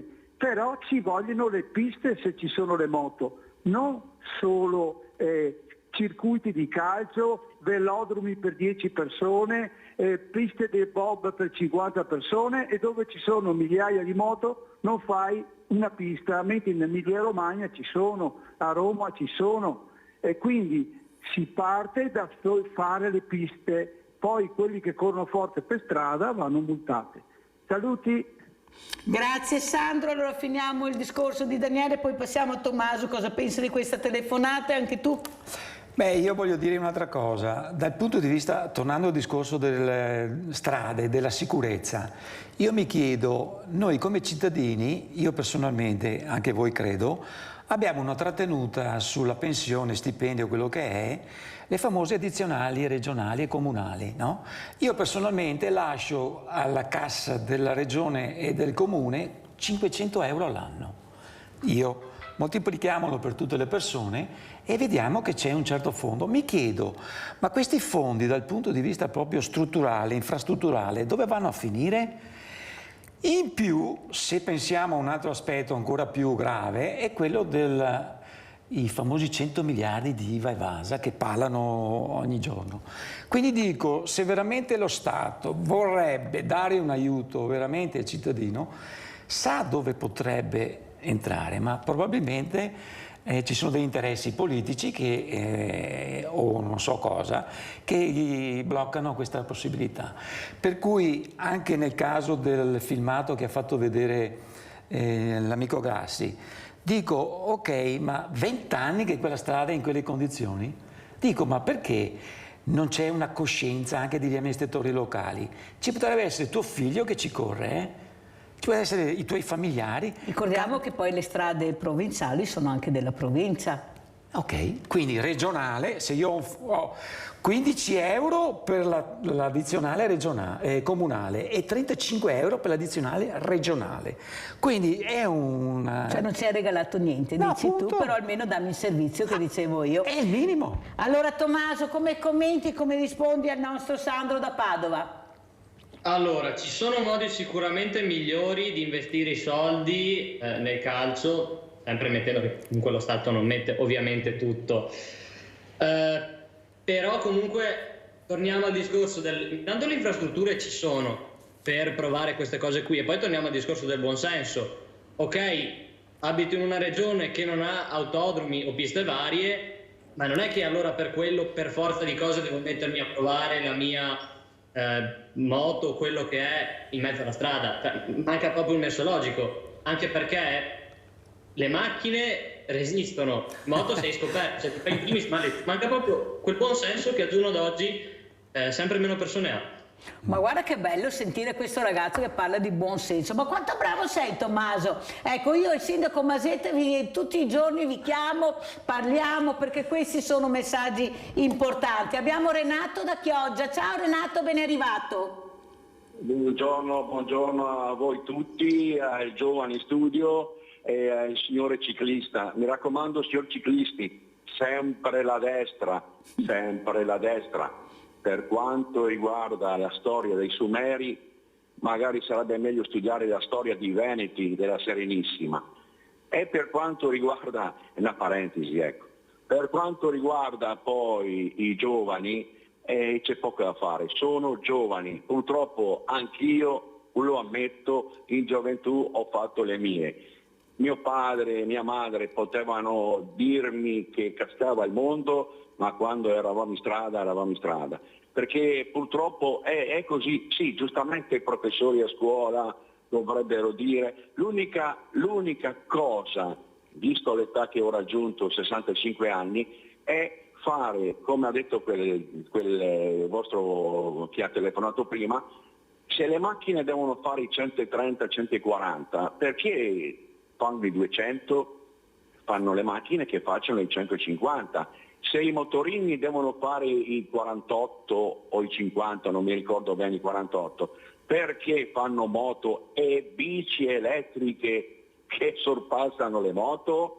La domanda sorge spontanea come diceva Marzullo, ti ricorda il grande Marzullo? Ecco, del resto i giovani sono così, cioè purtroppo è meno male, perché poi si matura, ecco. Complimenti di nuovo, un saluto al giovane Tommaso e al signore che studio con lei. Mi raccomando ciclisti, sempre da destra, mi raccomando. Grande Renato, sempre la destra, siamo stati giovani tutti, cambia poco. Come vuoi chiudere, Tommaso, prego? Allora, per quel che riguarda le bici che superano le moto sono per forza di cose elaborate. Per quel che riguarda, ma perché le auto devono fare, cioè dovrebbero fare i 50 in paese, ma fanno di più? Perché i costruttori non bloccano la velocità? Perché per forza di cose ci sono altre occasioni in cui si può legalmente andare più veloce. Autostrada, in Italia c'è il limite di 130, in Germania, dove sono stato un mesetto fa, non ci sono i limiti. Per cui non possiamo dare la colpa a chi fa auto, bici, moto e queste cose qui. Allora Tommaso, rimandiamo le immagini per cortesia, chiedo alla regia di quelle bellissime immagini che Tommaso veramente ci ha mandato, Tommaso Schiesaro, questo fondatore di questo team importante che manda queste sonde. Prossimamente cosa farai? Vediamo le immagini abbiamo anche. Un lancio di ATS-SAT2 che lo vedete là, che serve per testare un altro nuovo lanciatore. Raggiungeremo circa 1300 metri, quota da prendere con le pinze in quanto dobbiamo fare le ultime simulazioni, e batteremo un po' di record. Manda le immagini, scusa Tommaso, chiedo al nostro regista di mandare le immagini che abbiamo visto prima, che così anche si è messo in onda adesso sa di cosa parliamo. Vai Tommaso. Eccole qui. Sicuramente batteremo il record di razzo, l'altitudine maggiore lanciata da un razzo costruito da studenti sul suolo italiano.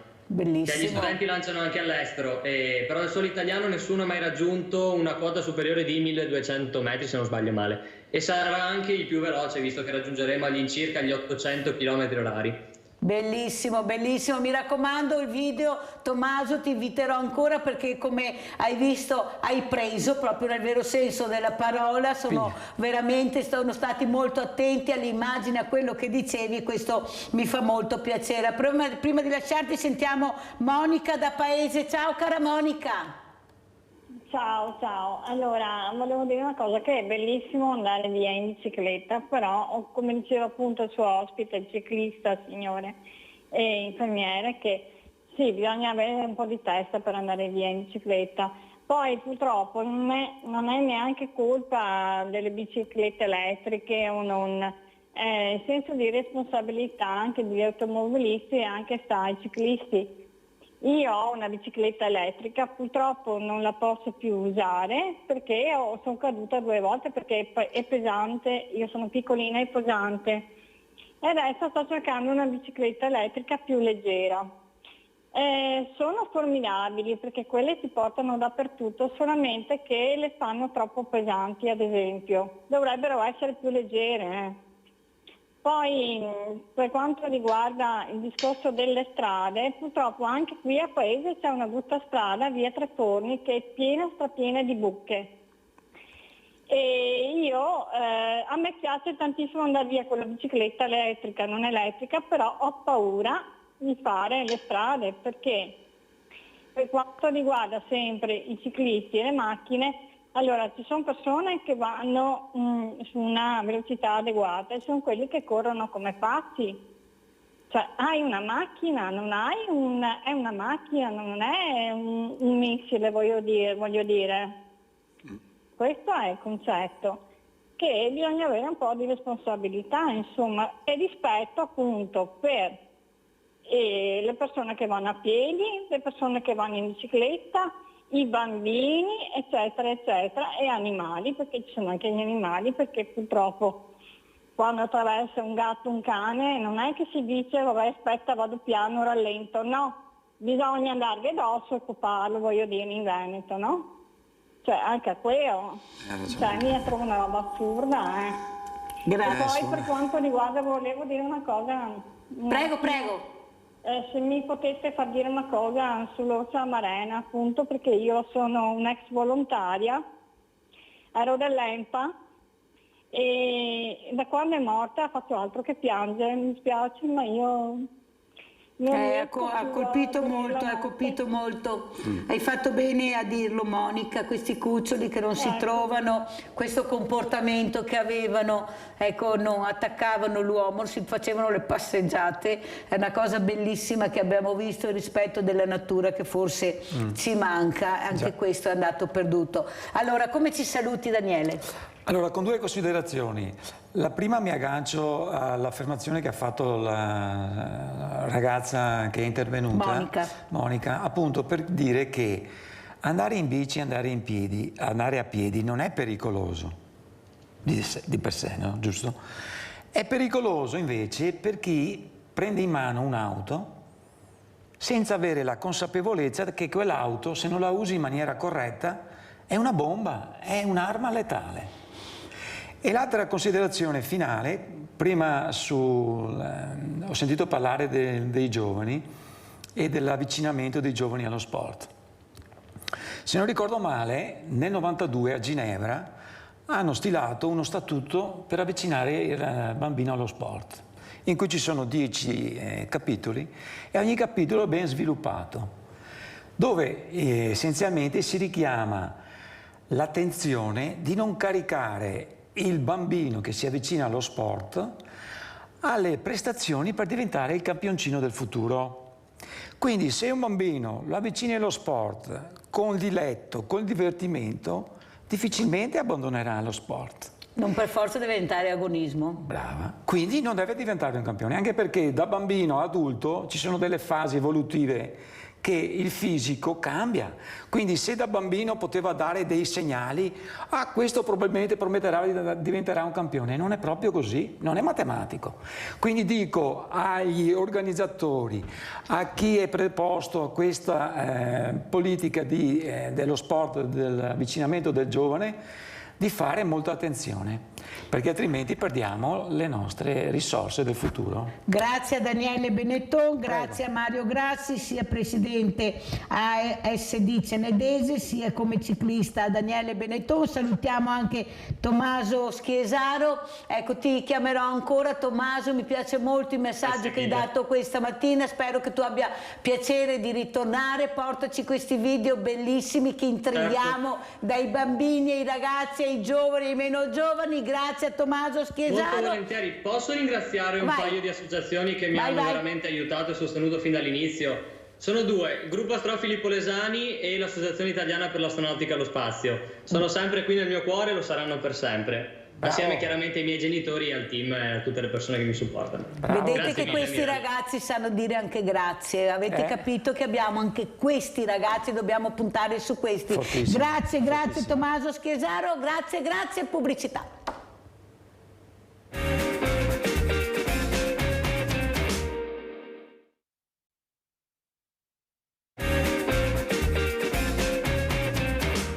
E ad ora vi presento altri graditissimi ospiti. Abbiamo in presenza Mario Sanson, delegato CONI della provincia di Treviso. Buongiorno Sanson, grazie di essere qui.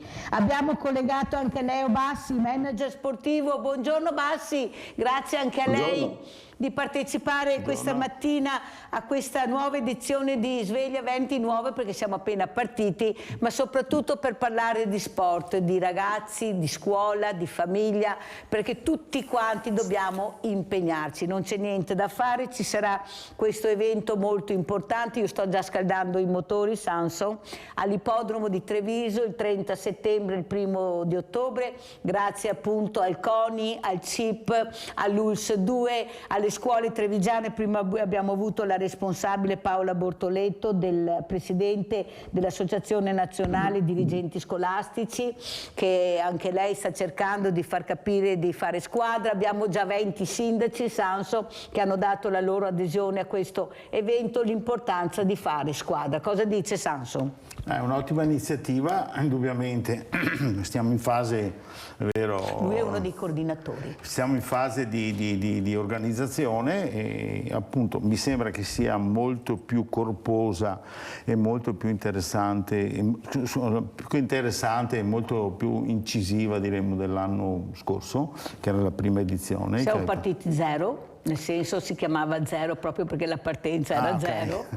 E pertanto sì, vedo che suscita interesse quando ne parlo, dunque speriamo sia un'ottima iniziativa, anche perché siamo in un contesto in cui ci sono le corse di trotto intercalate. Un premio importantissimo, premio Città di Treviso, uno dei premi più antichi. Bassi cosa dice? Ecco, sport, attività, ma soprattutto giovani, famiglie. L'importanza e l'obiettivo è arrivare a questi, e questo è il nostro obiettivo. Prego Bassi. Ma l'obiettivo di fare sport è sempre prioritario. Quest'anno è iniziato con non buonissime notizie per le famiglie, perché un po' per i problemi diciamo endemici delle società sportive, un po' per gli effetti della riforma dello sport, quasi tutte le scuole di qualunque sport hanno dovuto alzare le tariffe.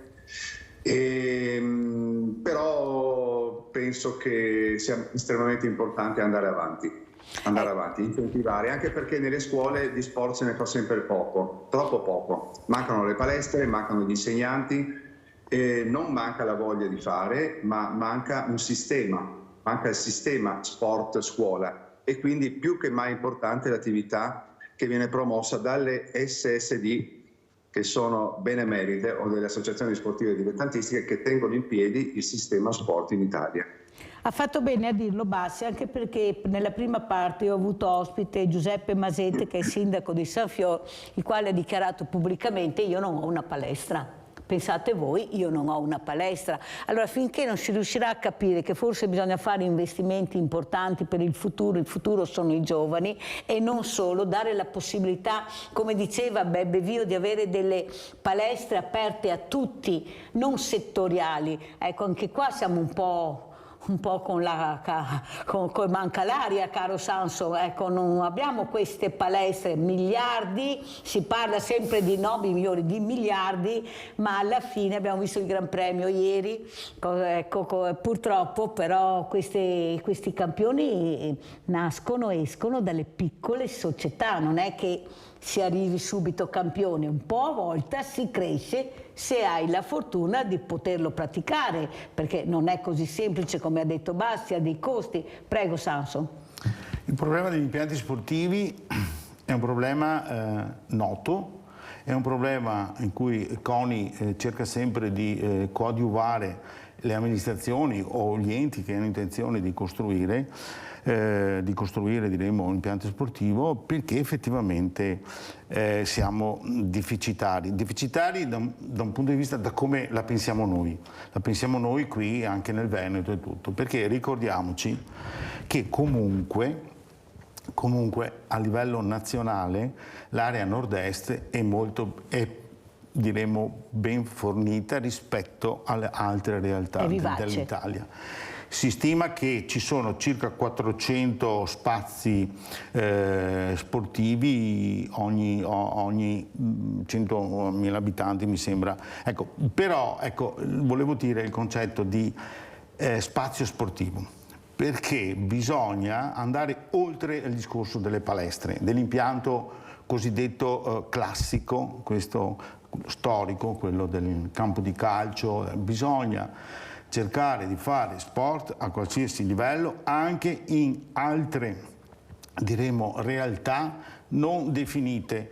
Sto pensando, per esempio, non lo so, quando ci sono per esempio determinate urbanizzazioni che vanno a mettere a posto, a sistemare dei buchi neri famosi, no? Ecco, si prevedono sempre gli appartamenti, i negozi e via discorrendo. No, ci vuole anche la quota corrispondente di impianto sportivo, che potrebbe essere anche un giardino grandissimo, ma anche uno spazio proprio. La palestra non è semplice, diremmo, non è che ci sia, basta dare degli spazi in più. Così aumentiamo il concetto di cultura sportiva a tutti i livelli. Ecco, questi sono dei discorsi che vanno in futuro, altrimenti lo sport, come accennava anche l'avvocato, avrà sempre dei problemi perché le associazioni sportive, è verissimo, sono alla base del sistema sport in Italia, uno dei pochi casi nel mondo, e pertanto queste associazioni sportive vanno aiutate a qualsiasi livello, e dunque lo Stato, le istituzioni, ma anche chi c'è, noi non rifiutiamo nessuno, costruiamo impianti sportivi, ma adattiamo anche determinate strutture o determinate aree a sport, per dare la possibilità di fare sport. E noi ci stiamo provando con l'Ippodromo di Treviso, ad esempio, quest'area importantissima, bellissima, che grazie anche a questa società e al suo presidente sta cercando di mettere a disposizione per delle attività alternative sportive alla palestra, come hai detto tu. Il Covid ha insegnato aria aperta, esatto, spazi aperti, Villa Margherita e non solo. Ecco, Bassico come commenta, prego. Ma bisognerebbe utilizzare spazi vuoti da far rivivere. In Italia ci sono 90.000 capannoni dismessi, nel Veneto non lo so quanti, ma sicuramente qualche migliaio. Ci sono piazze che sarebbero perfette per creare i famosi mini playground, diciamo all'americana. Non occorre andare tanto lontani. Io volevo proporre al Comune di Treviso nelle more delle decisioni di che cosa diventerà Piazza Borsa, per esempio attrezzarla con un semplicissimo playground di pallacanestro. piuttosto che così magari risolviamo anche, aiutiamo un attimino la soluzione del problema della sicurezza nella città. Perché faccio un esempio, dal 1° dicembre al 15 febbraio Piazza Borsa a Treviso viene animata con la pista di pattinaggio sul ghiaccio. In quel periodo lì è sempre pieno e non succede mai niente di relativo che possa compromettere la sicurezza della città, anzi la città è viva, la città si muove e dà qualcosa alla cittadinanza. Questa cosa deve essere continuativa. Faccio l'esempio di Piazza Borsa perché è una delle piazze centrali della città che in questo momento è vuota, è triste e pericolosa. È pericolosa perché Bassi, questi ragazzi non sanno cosa fare. Ecco, l'evento che faremo sabato e domenica con le scuole, anche se non vanno a scuola quel giorno, saranno le famiglie che dovranno impegnarsi, perché là è il grosso modo, il sabato pomeriggio. Cosa faccio il sabato pomeriggio? Non tutti, ma una piccola parte sta tenendo in ostaggio sindaci, cittadini, anziani, giovani che non hanno più il coraggio di andare nei centri storici perché hanno paura, genitori che li tengono a casa perché hanno paura, e questo non è un messaggio devastante, non è un messaggio positivo. Io continuo a dire che la mia città è sicura, però io ho anche provato questi ragazzini, li ho provati sulla mia pelle, sono pericolosissimi. Guardate che loro non si rendono conto di quello che stanno facendo.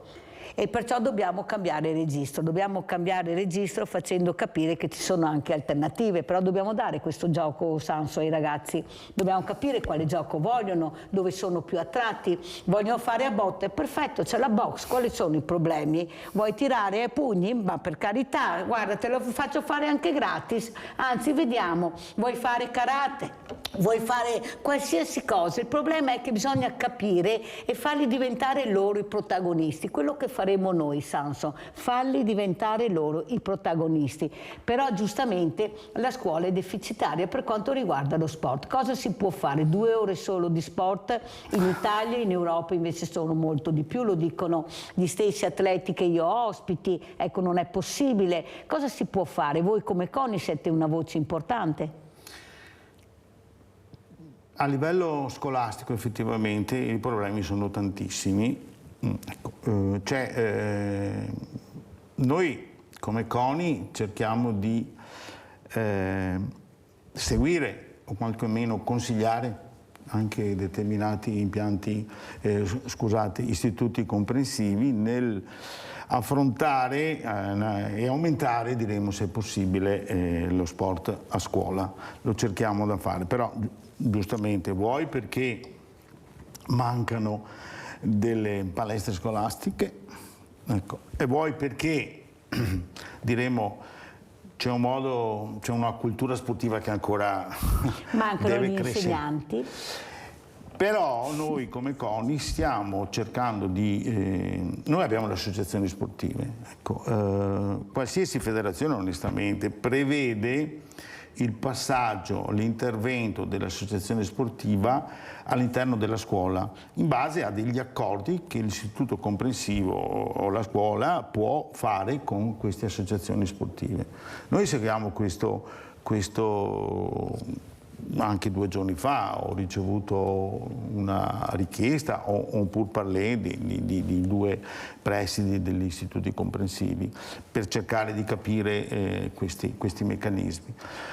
Noi ci siamo, come ripeto. Poi diremo che è un problema governativo anche, è chiaro, no? Questo, perché adesso dovremo andare in porto anche a scuola con gli insegnanti di educazione fisica nel prossimo anno, dovrebbe essere questo, anche nella 4ª elementare, era solo la 5ª elementare, anche la 4ª, dove c'è proprio un professore specifico di... Stiamo scendendo finalmente dalla 5ª alla 4ª, speriamo di arrivare anche alla prima, perché ecco, cioè, alla prima 3. appunto, sono belli svegli anche a 6 anni a mio avviso e pronti per fare queste attività motorie che sono fondamentali. Bassi, ecco, lei è un manager, cos'è che chiederebbe? Lei ha detto la politica c'è, mi ricordo l'ultima volta che è stato ospite, la regione sta cercando anche lei di fare il proprio dovere, però io ho avuto anche il presidente Ponchio che dice che è la regione dove si impegna meno per quanto riguarda il CONI. Lei cosa vuole dire?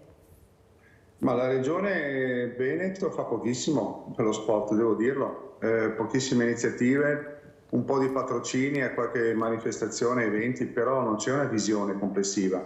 Qui lo sport è tenuto in piedi l'ho detto prima, dalle associazioni sportive che nel Veneto sono 14.000, sono 144.000 in Italia, nel Veneto sono 14.000. E il ringraziamento del governo alle associazioni sportive che tengono in piedi tutta l'attività è la recente riforma dello sport che le sta mettendo in crisi per una serie di motivi che di cui non parliamo adesso perché sarebbe troppo complicato, però la realtà è questa. È complicato perché non arrivano soldi e là è la complicazione. Volevo dire una cosa, gli impianti bisogna anche farli bene. Bisogna farli bene, devono essere fatti da persone e da specialisti che si occupano di impiantistica sportiva, perché altrimenti finisce che noi avremo una sequenza di pattinodromi e di velodromi di Spresiano. Il velodromo di Spresiano è una vergogna nazionale, però è anche una vergogna territoriale, perché quello era un impianto che avrebbe potuto prendere e calamitare una quantità enorme di ragazzi, ma è stato sbagliato concettualmente, è stato sbagliato strutturalmente, e adesso c'è l'erba alta 2 metri e quell'impianto lì resta una cattedrale nel deserto. Non è la prima in Italia, non fa nemmeno l'ultima, ma è la più grave. È la più grave. Senta Bassi, lei è un manager, cosa ne pensa di questi soldi sulla pista da bob molto contestata, ecco, che ha dei numeri molto piccoli rispetto ad altri sport? Lei cosa vuole dire, visto che lei fa parte anche di questo? Prego. Io penso che Cortina ha un match ball, no? Direbbero in gergo, in gergo sportivo, si è offerta, mi pare Innsbruck, l'Austria, di ospitare la pista da bob. La pista da bob non riusciremo a farla mai, cioè, è troppo tardi ormai, mancano, sento dire spesso da politici importanti anche che ce la facciamo perché mancano 3 anni. Non mancano 3 anni. Mancano 2 anni perché le Olimpiadi si svolgono in febbraio del 2026, siamo in settembre del 2023, però tutto deve essere pronto per i controlli del CIO, del Comitato Olimpico Internazionale, nell'ottobre del 2025, quindi mancano 2 anni.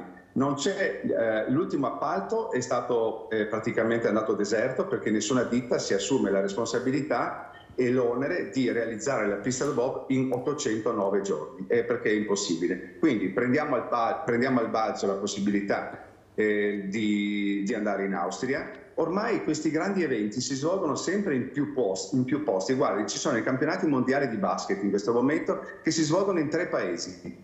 Si svolgono nelle Filippine, in Indonesia e in Giappone. Qual è il problema? Non c'è il problema. Il problema, anzi, ringraziare perché anziché spendere 84 milioni pubblici andiamo a spenderne 17 per ripristinare la pista già pronta di Innsbruck. Qual è il problema di dire di sì?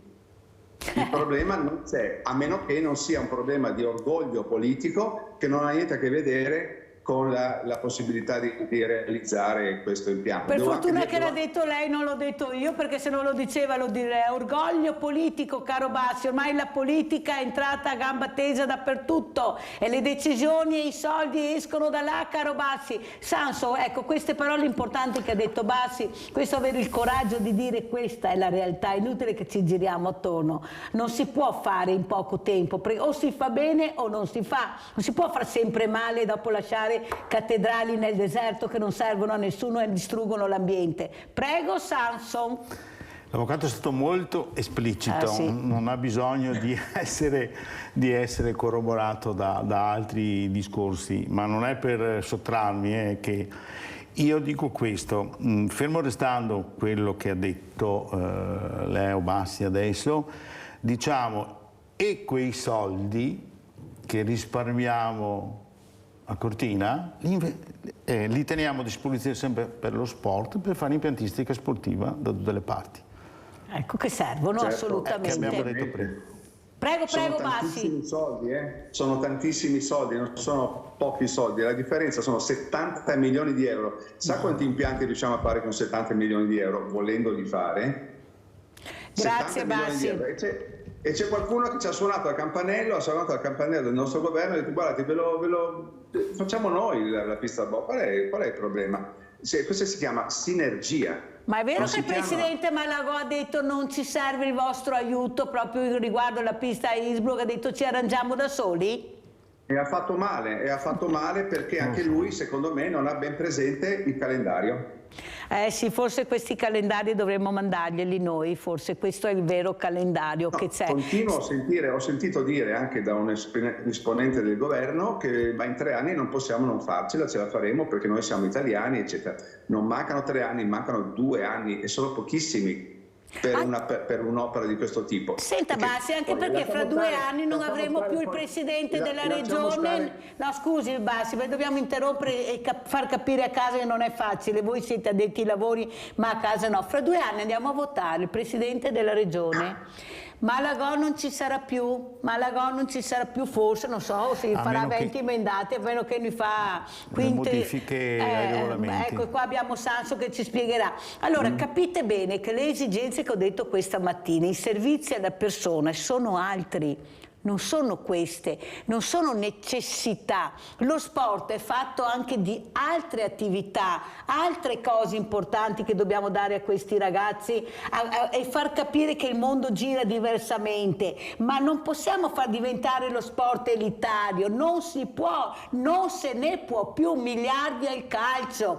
Formula 1, MotoGP e gli altri sport dove li mettiamo? Come li facciamo sostenere? Sanso, tutti questi sport che veramente hanno bisogno di liquido, perché è questo di cui si parla, per stare in piedi. Non ci sono solo queste, però là si punta. Soldi appalati a questi uomini, che veramente è una cosa che fa rabbrividire, visto come è preso anche il nostro paese, oltretutto, e non solo. Prego, Sanso. Il rapporto tra società dilettantistiche, e dunque sport di base, e professionistiche è questo: il 99,2% delle associazioni sportive in Italia sono dilettantistiche.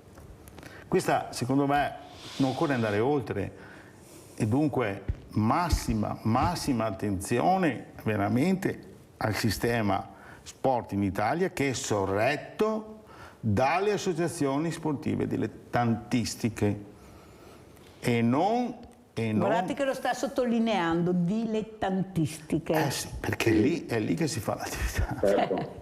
Bassi? Ma posso aggiungere una cosa? Prego. Tenute in piedi, fra l'altro, concordo al 100% con quello che ha detto il Presidente. Aggiungo una cosa: le associazioni sportive sono dilettantistiche, vuol dire che non hanno scopo di lucro, ma sono tenute in piedi anche da 800.000 volontari. 800.000 volontari che la riforma dello sport tra l'altro vuole mettere in crisi, o sta cercando di mettere in crisi. Volontari chi è? Quello che taglia l'erba del campo da calcio, quello che apre gli spogliatoi, quello che tiene la piscina pulita. Questo è un mondo che va difeso, che va protetto, che va aiutato, non tassato. Non andrebbe tassato. Intervengo. Dagliela che ce la facciamo, Bassi, continuiamo a dirlo, vai. Volevo rispondere una cosa, a proposito dei 72 milioni di euro che verranno pagati per fare la pista da bob, che poi non utilizzerà più nessuno, perché il problema della pista da bob ce l'abbiamo adesso, ma soprattutto ce l'avremo dopo il 26, cioè quando qualcuno dovrà occuparsene. Chi se ne occuperà? Chi la userà? Nessuno, ecco, nessuno. No, volevo dire una cosa: chi paga tutto, che anziché risparmiare 72 milioni di euro, noi facciamo pagare alle famiglie, no, le scuole calcio. Questa generazione è la prima generazione in cui i bambini pagano per giocare a calcio. Pagano perché mio padre non ha mai pagato per giocare a calcio, e credo nemmeno nessuno di noi fino a 10-15 anni fa. Adesso, siccome i campetti non ci sono più, gli oratori sono stati chiusi, è pericolosissimo giocare in strada, bisogna fare la scuola calcio. La scuola calcio costa, se va bene, 500 euro all'anno. Se è una cosa normale in un paese sviluppato come il nostro, va bene. Allora spendiamo pure 72 milioni di euro. Poi la differenza dei soldi che mancano lo pagano le famiglie. Sanso? E vai, Samson. L'avvocato ha toccato sul vivo di questi aspetti. Volevo così dare un'informazione, ma allo stesso tempo anche un chiarimento. La riforma dello sport, che è partita ancora 2 anni fa, ma è stata in qualche modo snobbata a tutti i livelli, ma soprattutto anche dalle federazioni stesse e dunque in automatico e a cascata anche dalle associazioni sportive, è stata, diremo, modificata, corretta. Già a novembre è uscito un correttivo che ha migliorato un po' la situazione. Poi in questa primavera c'è stato tutto uno studio di due commissioni parlamentari che avevano come scopo proprio di capire l'impatto della riforma sulle associazioni più piccole, diremo, e anche sul vincolo sportivo. E i risultati sono usciti, c'è stato un decreto legge del Consiglio dei Ministri, scusate i termini che forse non sono giusti, ma comunque, che ha emanato il 26 luglio, che però doveva uscire nella Gazzetta ufficiale i primi di agosto, cosa che non è ancora avvenuta. Non è ancora avvenuta perché prima della pubblicazione ci sono state ulteriori modifiche che hanno investito, come diceva l'avvocato lì, sembrerebbe che abbiano investito proprio l'aspetto dei volontari, dei collaboratori, quello che taglia l'erba, quello che spinge ecco, che non erano stati, come si può dire, trattati a dovere nel correttivo bis che doveva uscire ai primi di agosto. Bene, oggi 4 settembre uscirà nella Gazzetta Ufficiale.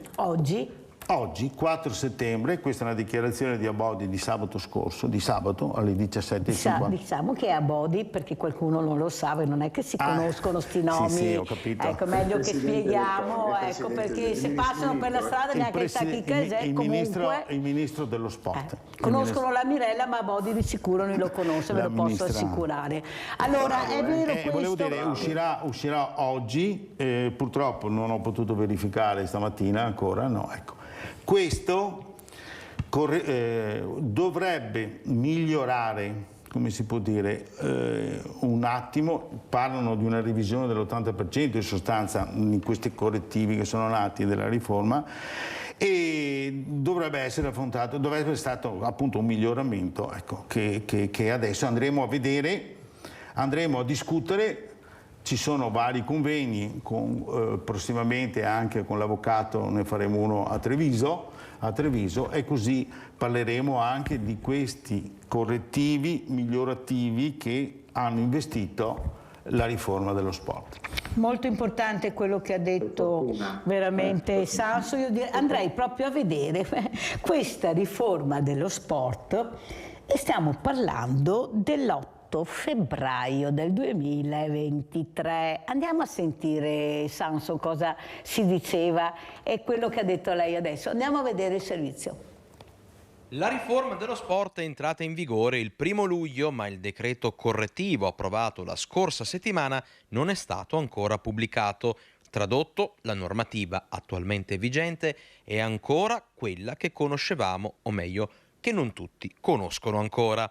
Il cambiamento sostanziale che abbraccia tutto il mondo dello sport dilettantistico è sostanzialmente legato all'introduzione della figura del lavoratore sportivo per chiunque dovesse percepire anche un solo euro di compenso dal club. Ma proviamo a tracciare una piccola guida riassuntiva. Tutti coloro che svolgono l'attività lavorativa a favore di un'associazione o società sportiva in cambio di un compenso sono considerati lavoratori, e ci sono 3 contratti, 3 tipologie, diciamo, 3 linee di lavoratori sportivi: i lavoratori dipendenti, i co-co-co e i lavoratori con partita IVA. Cosa cambia invece per i dipendenti pubblici che operano all'interno di una società sportiva? Ci sono due situazioni: il dipendente pubblico volontario, il quale dovrà inviare una semplice comunicazione alla sua amministrazione, e il dipendente pubblico non volontario, cioè lavoratore che percepirà un compenso anche ridottissimo in queste realtà sportive, che dovrà presentare la richiesta di autorizzazione. Il decreto correttivo, dal giorno in cui lo vedete pubblicato in Gazzetta Ufficiale, introdurrà il principio del silenzio assenso, cioè se la tua amministrazione inviata la richiesta e non ti risponde entro 30 giorni, tu sei legittimato ad attivare questo nuovo lavoro. Tocchiamo anche l'argomento INAIL. Un lato positivo di questo decreto correttivo, se confermato nei testi che girano in bozza, sarà quello di evitare l'iscrizione INAIL per i co-co-co sportivi dilettantistici, quelli cioè che secondo il nuovo decreto correttivo faranno meno di 24 ore nelle realtà sportive dilettantistiche, che saranno coperti dall'assicurazione della tessera, cioè la famosa assicurazione derivante dal tesseramento sportivo. Bassi, abbiamo sentito questo in questo servizio, ecco, eravamo mesi, no, addirittura l'anno scorso, finalmente oggi arriva, ha detto Mario Sanso, questo importante documento. Prego Bassi. Ma sì, questo sono proprio le riforme all'italiana, cioè che cascano dall'alto senza una concertazione. Cioè allora, la riforma, si decide una riforma, poi ci si accorge che è sbagliata, mette in crisi la maggior parte delle società, anche in termini di certezze. Ecco, perché stiamo parlando oggi di una Gazzetta Ufficiale che dovrebbe uscire il 4 di settembre, il vostro servizio di febbraio. In questi 6 mesi cosa è successo? Non è stato in questi 6 mesi quante tavole rotonde sono state create? Non glielo dico io, neanche una. Quante tavole rotonde, Sanso? Non era meglio parlarci prima, allora magari mettere al tavolo un rappresentante delle società, che sono tante, un fiscalista, un organizzatore, il povero ministro Abodi, bravissimo, si è trovato una patata bollentissima in mano e sta cercando con successo di trovare una situazione classica win-win, in cui va bene la riforma nell'ambito in cui essa può essere applicata. È inutile fare le riforme e poi non applicarle. Speriamo che sia così. Come commentiamo, perché siamo ormai in chiusura, questo ministro che... Per essere proprio veloci... Viene da una banca il ministro, scusa? Era prima su una banca? Che lavoro faceva il ministro? Presidente dell'Istituto di Credito Sportivo. Ah, ok. Però viene da ambienti sportivi. Ah, viene da ambienti. Ecco, spieghiamo anche chi è questo ministro. Ha rischiato di fare anche il presidente della Federazione Italiana Gioco Calcio. Perfetto, così conosciamo anche la storia del ministro Abodi. Volevo dire, giustamente, come è stato appena detto, allora la riforma nasce con una legge delega nel 2019, poi c'è stato il salto del governo in quell'agosto del 2019, dunque si è traslata, poi finalmente è uscita nel 2021, ma ricordiamoci che ci sono stati i problemi legati a tante cose in Italia, 2020, pandemia, tutte quelle cose, si è sempre tralasciato. Ha detto giustamente l'avvocato che al tavolo non c'erano i rappresentanti, gli esperti dello sport, effettivamente. Poi, per tutta una serie di motivi, è stata approvata dal governo successivo e si è andati avanti, non forse molto ascoltata dal mondo dello sport, che diremmo forse diceva che voleva riformarsi, ma forse non lo voleva. Vorrei essere anche abbastanza critico su queste cose, e le federazioni, come ripeto, dovevano lavorare in tal senso e dovevano farlo, le associazioni sportive e tutto. Convegni. Per quanto riguarda il CONI, per esempio, ne ha fatti 14, però molti comuni l'hanno fatto e sono andati avanti. Le federazioni sono intervenuti, stanno intervenendo in maniera molto, diremo, in questo momento. Purtroppo non ci si è preoccupati di tutto questo. Adesso valutiamo un attimino con calma. Non ci sono problemi, perché il ministro Abodi parla di legge a rilascio progressivo, forse l'avvocato è molto esperto, se è una data, se è un termine che si usa... A rilascio progressivo. Si manda avanti un po' alla volta. Un po' alla volta, ecco. No, si manda avanti a step perché proporla tout court nella versione originale avrebbe creato la chiusura sostanzialmente dello sport italiano. Esatto, e a questo punto io ho un paio di dati che sono molto perché siamo in chiusura, velocissimi.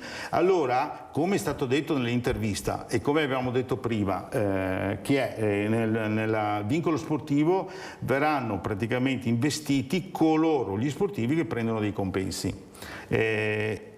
Dunque, e non sono per il momento considerati i collaboratori, come accennava l'avvocato, quelli che taglia l'erba, quelle cose là, adesso vediamo. Però gli altri che ricevono compensi all'interno del mondo dilettantistico in Italia sono valutati quasi 500.000, dei quali l'82% di questi 495.000 per essere precisi guadagnano, scusate il termine, ricevono compensi fino a 5.000 euro. Questi qua non cambia nulla né sotto l'aspetto fiscale per questi e né previdenziale.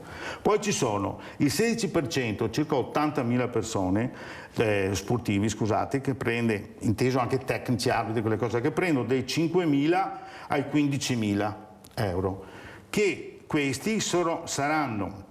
Non ci sarà la trattenuta IRPEF, però ci saranno l'INPS, i contributi previdenziali.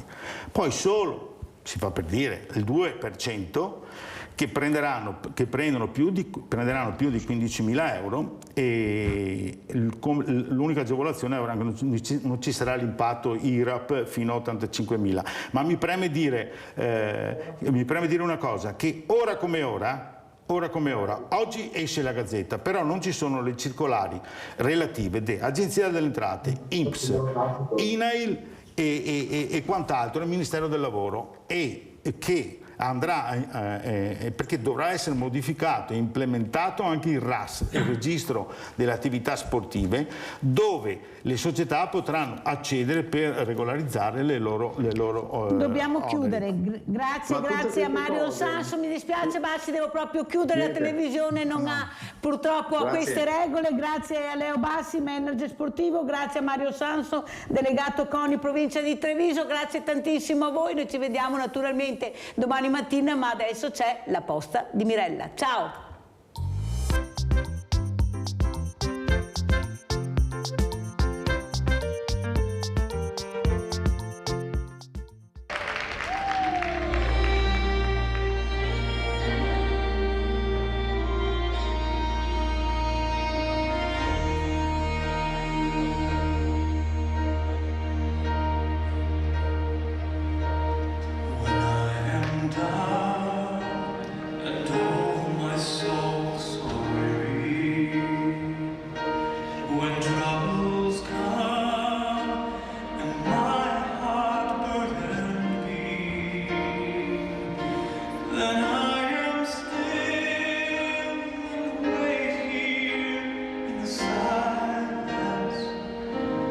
Until you come and say